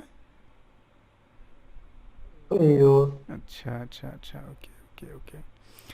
हाँ, ठीक है चलो, जाहिद की कम से कम आज आवाज़ तो सुने। मैं ये शो से पहले जाहिद से बात कर रहा था सुनीता जी, तो मैंने जाहिद को बोला कि मतलब अल्लाह की वास्ते यार तुम दो अल्फाज बोल दो, मतलब माइक है पता तो चले ज़िंदा है वहाँ पे है, मतलब कोई रोबोट तो नहीं बैठा है। मतलब हमको कभी कभी लगता है कि मतलब कोई रोबोट है जाहिद, मतलब 24 घंटे चालू रहता है इनका नेट, फिर वहाँ पे यूट्यूब पे देख रहे हैं वहाँ पे कंटेंट है, फेसबुक पे देख रहे हैं वहाँ ये सॉरी ब्लड पे देख रहे हैं वहाँ पे कंटेंट डाल रहे हैं। ये बंदा इतना सारा लिख रहा है, इतने सारे वीडियोस बना रहा है, इंसान है कि नहीं है? सही है। तो शुक्रिया जाहिद भाई बहुत बहुत यहाँ पे आने के लिए। हाँ आप आए और हमारे लिए थैंक यू वेरी बहुत अच्छा लगा। 2 लाइन अगर गा सकते हो तो, शायरी वायरी हो तो भी चल जाएगा, मतलब कभी कभी रोमांटिक होना पड़ता है भाई, सीखो ज़रा कामरान से, शायरी लिख रहा है वो। वो भाई अलग लेवल पे आता है कमरा, उसका मत पूछो। खैर खैर क्या वक्त, बोला क्या बोला? ये दिल्ली वाले, मतलब वो तुम दिल्ली वालों को कुछ भी बोला, वो हाँ क्या गलत बोला? बस वो लाइफ में आता है। ठीक है वक्त बहुत हो रहा है, तो मैं फिर सीधा मुद्दे पे आता हूँ अभी। आखिर 2 काम बचे हैं, एक सुनीता जी का गाना और फिर मेरी कुछ शायरी सुनाऊंगा, मैंने नज़्म लिखी थी एक, उसके बाद सुनीति आप जी जी। आप शायरी सुनाइए आज। अच्छा सुनाइए, अरे मैं देखती हूँ। यार, उधर कर, इसको उधर कर। कामरान, कामरान आवाज़ बंद करो आपकी, थैंक यू। तो ये मैंने शायद 2 साल पहले कुछ लिखा था, एक नज़्म है, उतनी कुछ ख़ास है नहीं। अफसोस हो के हार्ट लिखा था मैं, कुछ हो गया था शायद। अब वो आएगी भी तो मैं रूठ के मुंह मोड़ के कह दूंगा उनसे। अब वो आएगी भी तो मैं रूठ के मुंह मोड़ के कह दूंगा उनसे कि जिस दर से आए हो उसी से वापस हो जाओ। जिस दर पे बैठ के करता था मैं उनका इंतज़ार, उसी दर से कह दूंगा कि वापस हो जाओ। खामखा रुला दिया मुझे, मिलना था ही नहीं तो कह दिया होता, इंतज़ार ही क्यों। बस इतना ही है। अब बारी आती है अब सुनीता जी की, माइक पे आई है और कुछ शेयर करिए हमारे साथ।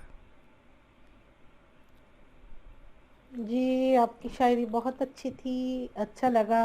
हम्म। तो थोड़ा मतलब मैं स्लो हूँ तो मुझे एक्सप्रेस करने के लिए भी टाइम लगता है। और वैसे तो कामरान ने मुझे वैसे भी 50 मतलब 1950 का बता ही दिया है, तो थोड़े साल आगे चलती हूँ। Excuse me please, excuse me there, you are I am not at all just excused, you are not at all excused by this. Actually, please please please, I just 20 seconds.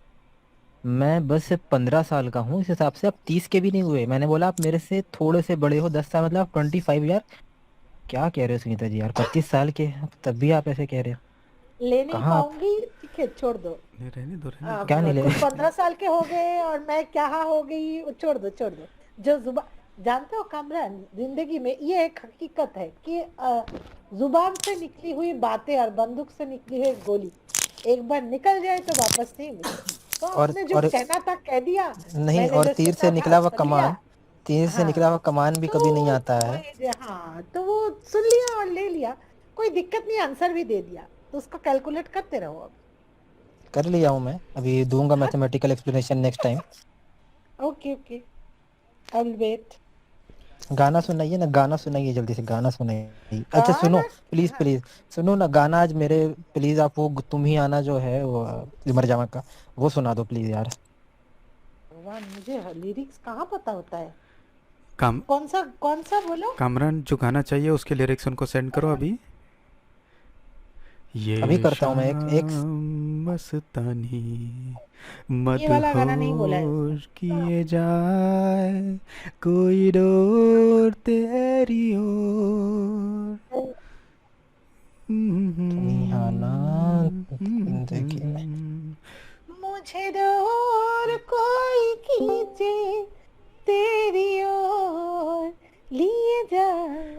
Farhan आ गया है अरे गाना मैं इसको बोल रहा हूँ अरे फैन प्लीज क्या प्लीज इसको बोलो ना गाने प्लीज के प्लीज लिए, इससे गाना, प्लीज इससे गाना, गाने प्लीज के लिए भाई बोलो. प्लीज। ये- हाँ, इसको हम्म। गाने के लिए जरा बोलो. हाँ प्लीज बोल रहे हैं कम। प्लीज। फरहान जी आप भी आए, ए गाना का आप है। फरहान, हाँ हाँ हाँ हाँ हाँ हाँ. वो आएंगे। मैं तो पूरा गाना ही उनके नाम पे कर रहा हूँ। फरहान आ गया है गाना गा के जा। इसको बोलो ना गाने के लिए, ये कामरान बोल रहा था तो. यस यस कामरान आप भी गाओ और फरहान हाँ आप भी गाओ। कामरान नहीं नहीं, कामरान इसको बोलो ना ये गाना गाने के लिए. भाई फरहान भाई I am your big fan, please यार हाँ तुम हाँ ही आना हाँ गा दो यार, तुम ही आना गा दो। हाँ. Hello guys. हेलो आवाज़ आ कैसे रही हो है? भाई? सुना बिल्कुल आ सुना। रही, बिल्कुल आ रही। अरे यार आजकल बहुत बिजी हो गया हूँ मैं, इसीलिए शो पे आ नहीं पाता हूँ। हाँ बहुत बिजी हो गए हैं लेकिन फिर भी आज आए हो, बहुत खुशी हाँ, हुई है आपको आपकी देखकर। आप लोगों की याद आ गई इसीलिए आ गया आज। अच्छा। हाँ। दिन भर काम करते करते परेशान हो जाता हूँ यार। होता है होता है। लेकिन वैसे ये शो भी तो इसीलिए है ना कि आप दिन भर बिजी रहो, मेहनत करो, पैसे कमाओ, जो भी होता है होने दो, और फिर शाम को आराम से सुकून से हमारे साथ आके बैठो और दो गाने गाओ, चार शायरी शायरी सुनो और उसके बाद खुश होके आराम से सो जाओ। वैसे किसने बोला मैं गाना गाता हूँ यार, मेरी आवाज़ ही अच्छी नहीं है। अब मैंने तो आपको कभी गाते हुए सुना नहीं, लेकिन आपने बहुत सारी शायरियाँ हमको सुनाई हैं और आपका जो अंदाज़े बयां है वो भी बहुत अच्छा है माशाल्लाह। तो हाँ आपकी शायरी का मैं फ़ैन हूँ, आपकी शायरी की चॉइस से भी का भी फ़ैन हूँ, क्योंकि आप हमेशा कोई ना कोई अच्छी शायरी निकाल ही लेते हैं। तो अब कामरान से ही पूछ लो कि वो मतलब कब सुना था आपकी आवाज़।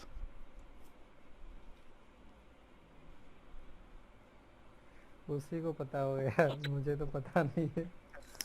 हाँ तो मैं समझ रहा हूँ कि क्या हुआ यहाँ पे। अ, मैं मिसअंडरस्टूड कर गया हूँ लगता है किसी को किसी और से। ये तुम निफ़ान, जिनका मुझे भी यूट्यूब पे यही लगा। चैनल, हाँ निफ़ान की आवाज़ की आप, निफ़ान के नाम आप लेना था लेकिन आप कंफ्यूज हो गए। बुलाओ यार उसको, वो कहाँ रहता है वो इंसान, कब आएगा वो? आएगा आएगा। वैसे खैर अभी फरहान जी है यहाँ पे, तो फरहान तो उसे शायरी शायरी हो जाए। शायरी होती है फरहान की, बहुत हमेशा शायरी होती है, और फरहान को बस 5 मिनट दे दो और वो एक झट से कोई अच्छी शायरी निकालेंगे और सुनाएंगे, और आपके आंखों में आंसू और फिर दिल में वो बस तड़प बस बस ला बस ही बस देते बस हैं। बस।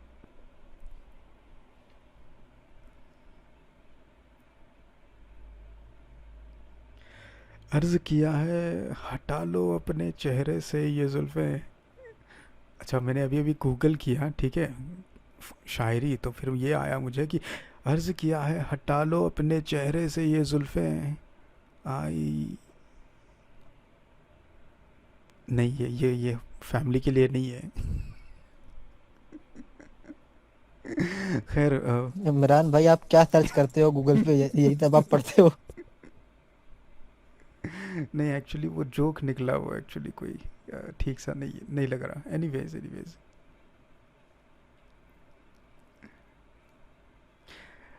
हटा लो अपने चेहरे से ये जुल्फ़ें, खुदा की कसम अगली बार खाने में बाल आया तो सजनी से गजनी बना दूंगा। ये क्या था यार? मैं इसीलिए सुना ही नहीं रहा था क्योंकि यहाँ पे कुछ लोग हैं जो जुल्फ, कुछ कोई हैं यहाँ पे जिनके जुल्फ़ों की हम तारीफ़ करते थे कभी, तो, तो फिर मतलब उनको बुरा लग जाएगा। एनीवेज फरहान कोई अगर है। अच्छा, यहाँ पर इरफान इरफान जो थे, जो पिछले साल वो इंतकाल कर गए, उनके कोई फ़ैन है यहाँ पे? इरफान, हाँ इरफान खान जी, हम हैं ना, बहुत सारे उनके मूवीज़ हमने देखी हैं। उनकी आवाज़ में जादू था यार, वो कुछ भी डायलॉग बोलते थे ना ज़बरदस्त। Yes yes yes. जैसा कि एक बार शायद उन्होंने कहा था कि आंसू अगर निकल आए तो खुद पहुँचिएगा, लोग आएंगे तो सौदा करेंगे। सही बात है सही बात है।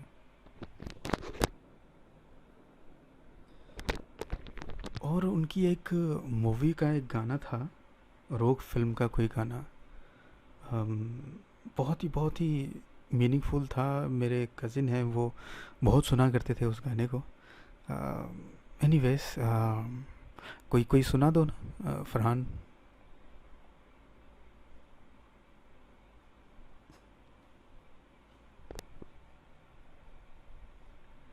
ये शाम मस्तानी मदहोश किए जाए, कोई ठो तेरी ओर नहीं। एनीवेज, फरहान, पता नहीं क्या इरादा है उनका, कोई कुछ सुना दो यार फरहान। इंतहा हो गई इंतजार की।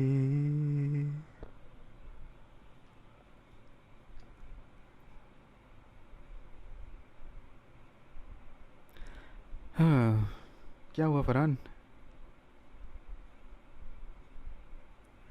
बहुत दिनों से कुछ इधर उधर देखा नहीं ना, इसीलिए कुछ समझ में नहीं आ रहा क्या बोलूं। ओके ओके ओके, ठीक है, फिर आप अपने थोड़ा कुछ ढूंढ के ला लो, तब तक हम आपको आपको तो पता ही है हम्म, मेरी पुरानी स्टोरी, जी जी जी। और वहाँ से मैं निकल चुका हूँ, इसीलिए नहीं अब शेर व शायरी का जमाना नहीं रहा।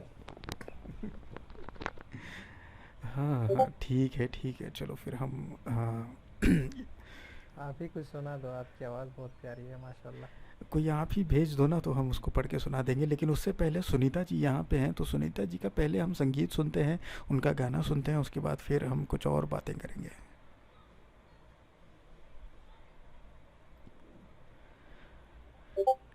हेलो। जी हेलो। हाँ, मैं ये कामरान ने मुझे गाना तो भेजा है, पर इस गाने को मैं उतनी अच्छी तरीके से नहीं पता गा पाऊंगी या नहीं। मैं थोड़ा सा गा लेती हूँ कामरान, तुम्हारे मन रखने के लिए। मतलब अगर अच्छी ना लगे तो माफ कर। हेलो। जी ठीक है, चलो, अगर अच्छी नहीं आती आवाज़ तो ठीक है, पहला ट्राई है, तो please go head and Singh this song for अस। हाँ, क्योंकि मैंने सोचा था अगर आज गाना गाना ही है तो आज 23 जैन है, और नेताजी सुभाष चंद्र बोस जी की आज 125th बर्थडे है। हम्म, जैसे आपको पता होगा। जी जी। तो तो उसके लिए मैंने सोचा था ए मेरे वतन के लोगों में गाऊंगी अगर गाना पड़ा तो। हम्म, तो क्योंकि कामरान ने बोला है तो कामरान के लिए मैं ये गाना थोड़ा सा गा रही हूँ, हम्म, तो माफ कर देना अगर थोड़ा इधर उधर हो जाए। Okay okay.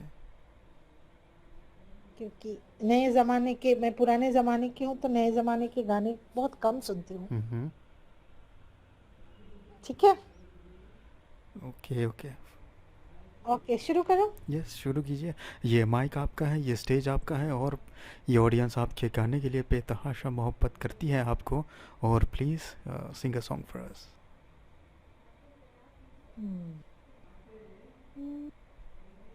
तेरे जाने का गम और न आने का गम, फिर जमाने का गम क्या करे। राह देखे नजर रात भर जाग कर, पर तेरी खबर न मिले। I am sorry but I can.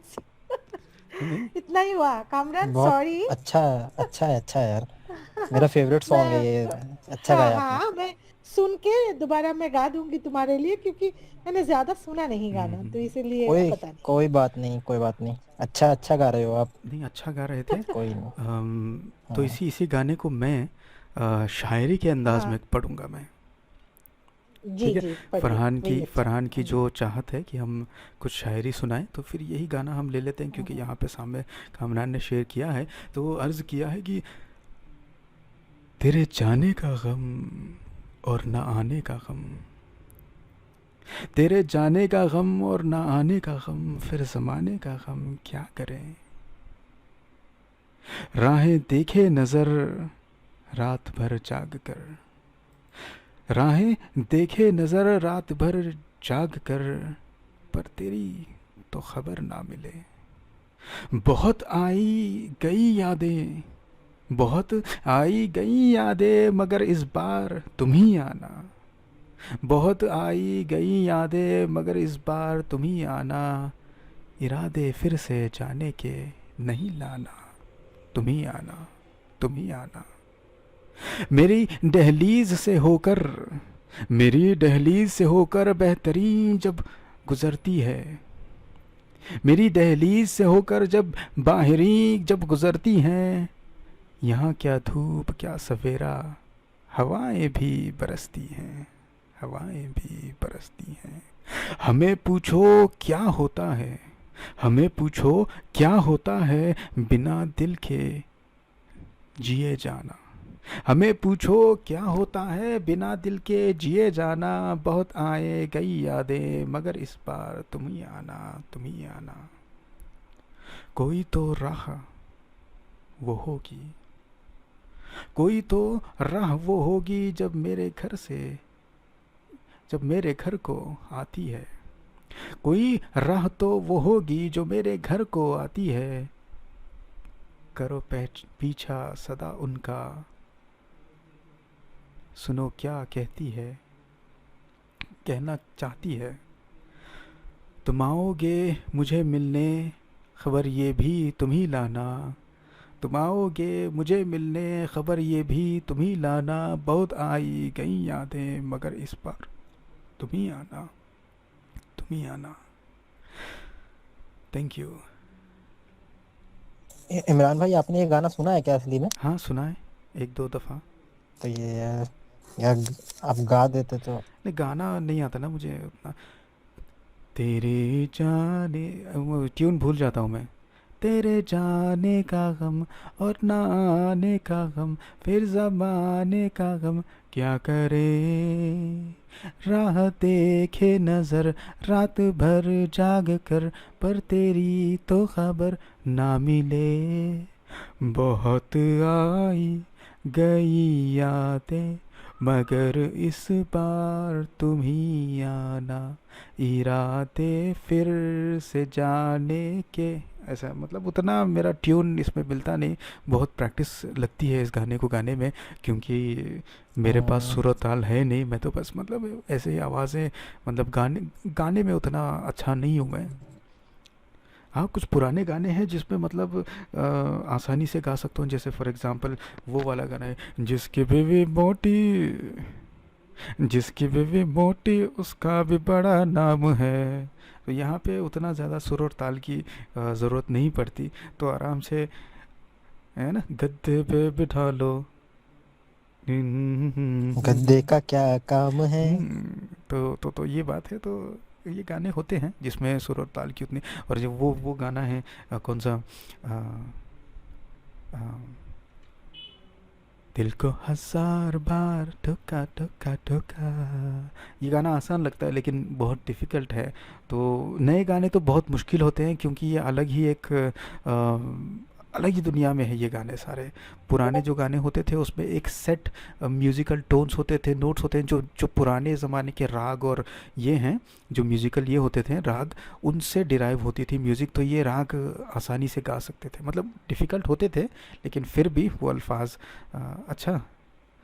नए गानों में भी सुर हैं लेकिन फिर भी हाँ यस, डिसएग्री करो या एग्री करो, मैं अपना व्यू पॉइंट बता रहा हूँ। खैर चलो आगे बढ़ते हैं।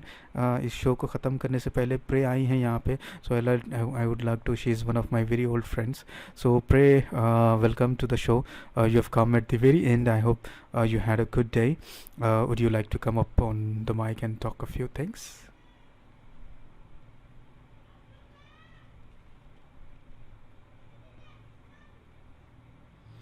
Maybe she's busy. Hopefully she'll you know get talk to us sometimes. And if any, I think you know Sunita ji, you must end the you know we must end the show by one of your songs that you wanted to sing. जो आप गाना चाहती थी, कौन सा गाना था वो? आप उसी गाने को गाएंगी तो बेहतर रहेगा। ओह जी, ये जो गाना है मैं पहले बताना चाहती हूँ, ये गाना मुझे लगता है कि सबको पता होनी चाहिए कि ए मेरे वतन के लोगों, जरा आंख में भर लो पानी, जो शहीद हुए हैं उनकी जरा याद करो कुर्बानी। तो ये गाना सुनते वक्त जो हम लोग, हमारी देश की जो first prime minister Jawaharlal Nehru थे, वो रो पड़े थे जब लता जी ने ये गाना गाया था। तो ये हिस्ट्री तो सबको पता है, मुझे लगता है आप लोगों को भी पता होगा। यस यस, पता है, बहुत ही अच्छा गाना है। हाँ और ये हाँ। गाना तब उन्होंने गाया था जब हिंदुस्तान की बहुत हालत टफ चल रही थी। जी जी, आप। तो ये इसीलिए ये जो गाना है ये बहुत टची गाना है। एक्चुअली हम लोग तो सभी जो है एंटरटेनमेंट के लिए गाते हैं, तो ये कुछ सच्चाई है गानों में जो हम सबको याद रखनी चाहिए हमें, क्योंकि हम लोग तो घर में सुरक्षित है, कुछ लोग हैं, कुछ माँ है, कुछ बहनें हैं, कुछ बीवियां हैं जो जिनके पति जो है सरहद में हम लोगों को हम लोगों की रक्षा के लिए जो है वो लोग अपनी जान देते हैं, है ना। जी जी, तो सही उन बात है। सोल्जर्स के नाम जो है ये मैं ये गाना डेडिकेट करना चाहती हूँ, हम्म। क्योंकि हम लोगों के लिए ज्यादा हम लोग कुछ कर नहीं पाते। हम लोग जो ये चैन से सोते हैं रात को, ये इसी वजह से ताकि ये लोग सरहद पे अपने लिए जो ये लोग खड़े हैं, इसीलिए हम लोग सो पाते हैं। तो मैं इनको बहुत रेस्पेक्ट करती हूँ, कि उन माओ को रेस्पेक्ट करती हूँ, उन बीवियों को रेस्पेक्ट करती हूँ जो इतनी, मतलब मैं आपको एक स्टोरी भी शेयर कर सकती हूँ अगर आप मुझे थोड़ा सा वक्त दे तो। कारगिल का जो वॉर हुआ था, ठीक है, जी 1999 की बात कर रही हूँ। तो ये स्टोरी मैंने जब सुनी तो एक बंदा जो उसमें बच गया था, एक मिलिट्री ऑफिसर, ठीक है, टाइगर हिल में कब्जा करना था। तो जब टाइगर हिल में की चढ़ाई हो रही थी तो वहां पे देखा गया कि दुश्मन के लोग दोनों साइड पे बंकर बना के बैठे हुए थे, ठीक है। तो उन लोगों को तो पता नहीं था, नीचे से ऊपर जा रहे थे। तो जब पहुंचे तो पहुंचने के बाद धड़ाधड़ गोलियां चलना शुरू हुई, तो उनको भी गोली लग गई। साथ में वो फर्स्ट एड के लिए थोड़ा सा स्क्रॉल करके जा रहे थे आगे, उनके जो ऑफिसर थे जाने के लिए बोला। तो जैसे इस ऑफिसर ने उनको पट्टी बांधने की कोशिश की, सीधा एक गोली उनके दिमाग की इस पर से उस पर हो गई।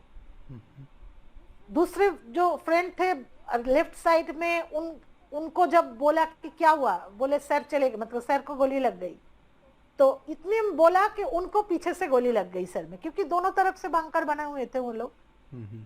तो ये जो ये स्टोरी बता रहा था, वो बंदे ने मुर्दे की नाटक की, मतलब वो मर गए ऐसे, मतलब नाटक, इतने गोलियां चली कि उन्होंने ऐसे किया। तो वो लोग आके लाशों पे गोली चल रहा था, बोला कि ये जो डेड बॉडीज थे ये बाउंस कर रहा था ऐसे, मतलब मैं देख के भी कुछ नहीं कर पा रहा था, क्योंकि मैं तो वहां पे, मैं अगर ये लोग जान जाए कि मुझे सिर्फ एक ही चीज दिमाग में थी कि भगवान मुझे बचा लो, मुझे सिर्फ मेरे दोस्तों को ये खबर देने दो कि यहाँ पे 2 बंकर है, ताकि वो लोग सुरक्षित रहे और वो लोग जो बैकअप है ला पाए।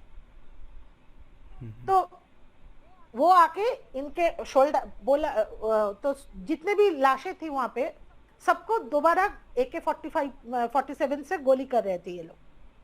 तो इनको भी गोली की, तो इन्होंने वो गोली जो है कोई रिएक्ट नहीं किया, सिर्फ लेते गए। 15 गोली खाई उन्होंने, और 15 गोली में से उन्होंने सिर्फ प्रे किया ऊपर वाले से कि मेरे सर पे और मेरे दिल पे गोली ना लगे भगवान, बाकी हाथ पैर आंख सब चली जाए, ठीक है। तो ऐसे में जब वो लोग आपस में बात कर रहे थे कि यहाँ पे सब मर गए, यहाँ पे कोई और जिंदा नहीं है, चलो लौट रहे थे, तो पीछे जो है, मैं नेवर कंट्री की बात कर रही हूँ, आपको सभी पता है, एक ग्रेनेड जो है वो पीछे से मतलब गिर गए। तो उन्होंने क्या किया, उनका जो राइट हैंड काम नहीं कर रहा था, तो लेफ्ट हैंड से उसको मुंह से दांत से काट के उनको फेंका, तो उनके कपड़े के अंदर चले गए वो ग्रेनेड, दुश्मन के कपड़े के अंदर। तो उन्होंने पीछे मुड़ के देखा कि क्या हुआ, कोई तो जिंदा नहीं है, तो कैसे आया। तो ग्रेनेड फटा, जैसे ही फटा तो दूसरे लोग सोचा कि यहाँ पे कोई जिंदा है। तो जैसे आया तो वो फ्रैक्शन ऑफ सेकंड में उन्होंने AK-47 उठाया और जितने वहां पे थे उनको गोली करके एक हैंड में, क्योंकि उनका एक हाथ उठ ही नहीं रहा था गोली खा के, तो स्क्रॉल करके उन्होंने वो 19 साल की उम्र में ये उन्होंने किया, जब उनकी 19 साल की उम्र थी तब। अभी वो स्टोरी सुना रहा है कि मैं 16 महीने ये हॉस्पिटल में थे वो, तो वो आके फिर खबर दी, स्क्रॉल करके नीचे उतरे। तो ये सारी जो चीजें हम लोग सुनते हैं तो ये महसूस होती है कि हम लोग एक्चुअल तो कुछ करते नहीं, हम लोग कुछ करते, हम लोग बोलते हैं पर कुछ हम लोग करते नहीं, करते ये लोग हैं हमारे। तो मैंने सोचा आज के दिन क्यों ना, हम लोग तो हमेशा यहाँ पे सब कुछ करते हैं मस्ती वगैरह, तो क्यों ना कुछ डेडिकेट करें इन लोगों को, इसीलिए मैंने ये सोचा। Now yes yes please. Okay okay, thank you सुनने के लिए मुझे। Thank you. मैं गा रही हूँ। जी गाइए।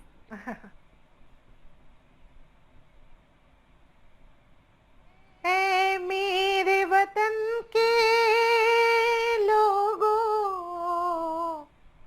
तुम खूब लगा लो नारा, ये शुभ दिन है हम सबका, लहरा लो तिरंगा प्यारा, पर मत भूलो सीमा पर वीरों ने है प्राण गवाए, कुछ याद उन्हें भी कर लो, कुछ याद उन्हें भी कर लो, जो लौट के घर ना आए, जो लौट के घर ना आए।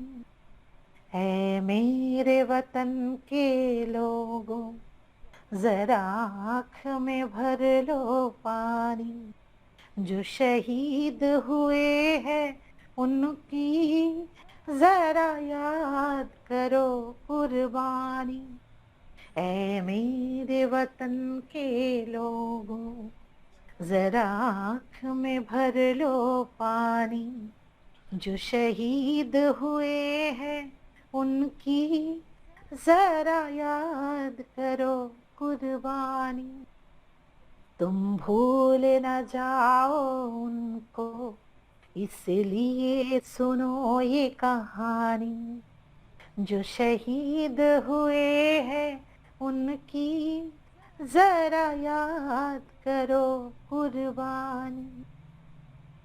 जब घायल हुआ हिमालय, खतरे में पड़ी आजादी, जब तक थी सांस लड़े वो, जब तक थी सांस लड़े वो, फिर अपनी लाश बिछा दी, संगीन पे धड़कर माथा, सो गए अमर बलिदानी, जो शहीद हुए हैं उनकी जरा याद करो कुर्बानी। जब देश में थी दिवाली, वो खेल रहे थे होली, जब हम बैठे थे घरों में, जब हम बैठे थे घरों में, वो झेल रहे थे गोली। थी धन्य जवानों अपनी, थी धन्य है उनकी कहानी, जो शहीद हुए हैं उनकी जरा याद करो कुर्बानी। है मेरे वतन के लोगों, जरा आँख में भर लो पानी, जो शहीद हुए हैं उनकी जरा याद करो कुर्बानी। कोई सिख कोई जाट मराठा, कोई सिख कोई जाट मराठा, कोई गुरखा कोई मदरासी, कोई गुरखा कोई मदरासी, सरहद पर मरने वाला, सरहद पर मरने वाला, हर वीर था भारतवासी, जो खून गिरा पर्वत पर वो खून था हिंदुस्तानी, जो शहीद हुए हैं उनकी जरा याद करो कुर्बानी, थी खून पे लथपथ काया फिर भी बंदूक उठा के 10-10 को एक ने मारा फिर गिर गए होश गवा के, जब अंत समय आया तो कह गए कि अब मरते हैं, खुश रहना देश के प्यारों, खुश रहना देश के प्यारों, अब हम तो सफर करते, अब हम तो सफर करते हैं। क्या लोग थे वो दीवाने, क्या लोग थे वो अभिमानी, जो शहीद हुए हैं उनकी जरा याद करो कुर्बानी। जय हिंद, जय हिंद की सेना, जय हिंद, जय हिंद, जय हिंद। खत्म। हेलो, कोई है या सब भाग गए गाना सुन के? गाना सुन के सुनीता जी भावुक कर दिया नहीं आपने. This is one of the most emotional songs for any Indian to handle, and it's a patriotic song. It expresses the core of our belief, of our love for our nation, and your voice indeed is really really beautiful, and you have sung it in a very very your voice is very melodious, and you have sung it very nice, and you have done justice to this song. And I have always told you that you are your voice resembles Lata Mangeshkar. I wouldn't go to say that you are Lata Mangeshkar because she is a legend, and you are closer to um, in terms of the voice, the the pitch and tone, everything. And when you sung this song, जब आपने ये गाना गाया, we felt the same amount of emotions that we feel when we hear the original song sung by the legendary Lata Mangeshkar ji. Thank you, Imran. It means a lot to me. मैं कोशिश करती हूँ, क्योंकि मैं दिल से गाती हूँ, ये कोशिश करती हूँ, और आज मैं थोड़ा सा भावुक भी हूँ। मैंने जैसे बोला कि ये स्टोरी मैंने सुना तो मुझे लगा कि सच में कि हम लोग खुशनसीब है। हम लोग कितने शिकायत करते हैं जिंदगी से, कितने मतलब कितने हम लोगों के है कि सौरो हम लोग बोल कुछ नहीं है, हम लोग बहुत अच्छे हैं, बहुत खुशी से जिंदगी जी रहे हैं। उन लोगों के लिए सोचना चाहिए हमें, जो लोग हमारे लिए लड़ रहे हैं, मर रहे हैं, देश को बचा रहे हैं, है ना? Yes yes. और इस गाने के बारे में भी मैं थोड़ा बता दूं, क्योंकि हम ये गाना तो बहुत दफ़ा सुनते हैं, सुनते हैं, 15 अगस्त को सुनते हैं और 26 जनवरी को सुनते हैं। आज जैसे नेताजी का 125th बर्थ एनिवर्सरी है, तो आज भी हमने सुना। लेकिन इस गाने के बारे में बहुत कम लोगों को पता है। इसको लिखा है कवि प्रदीप जी ने और कंपोज किया था सी रामाचंद्र जी ने, और इसको गाया था लता मंगेशकर जी ने। और ये गाना मैंने जब आपने गाना शुरू किया था, उससे पहले मैंने बताया था कि ये गाना उस वक्त लिखा गया था और उस वक्त गाया गया था जब हिंदुस्तान की हालत बहुत ख़राब थी, इंडिया की हालत बहुत ख़राब थी।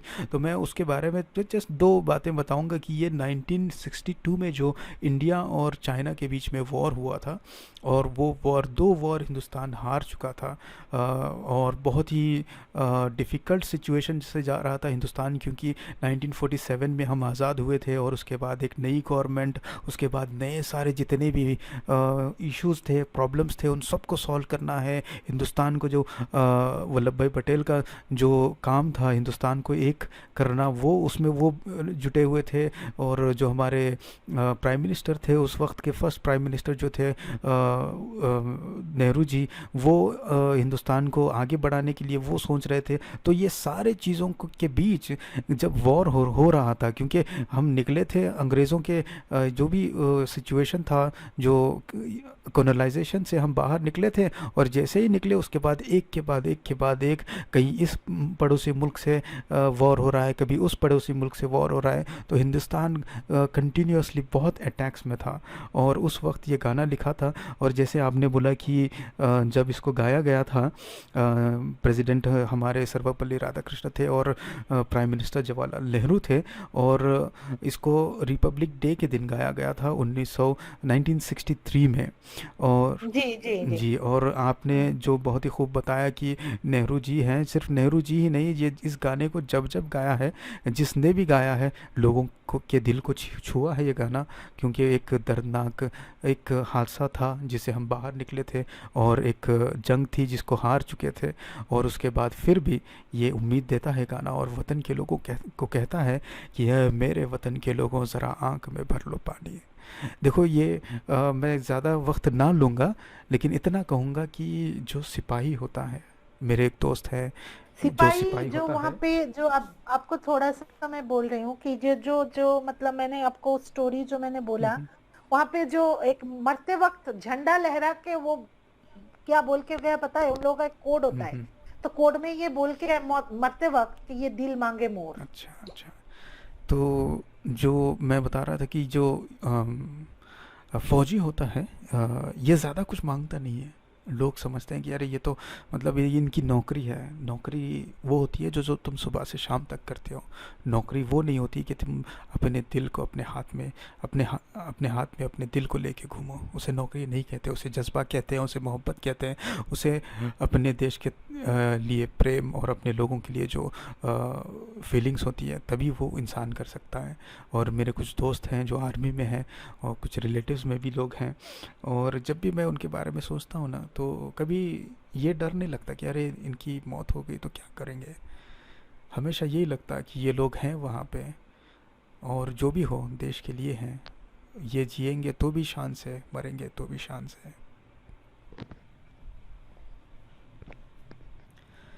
तो Sunita ji, thank you for singing this song. Everyone, thank you everyone for participating in this live show. And it's befitting to that, Sunita ji has sung a beautiful song in honor of our soldiers. And hopefully we'll get to hear more of her song, and hopefully everyone will come and participate in our future shows. And I thank you. It's 10:54 p.m. It's been about 2 hours since I started this show. And signing off, Imran Soudagar. Thank you.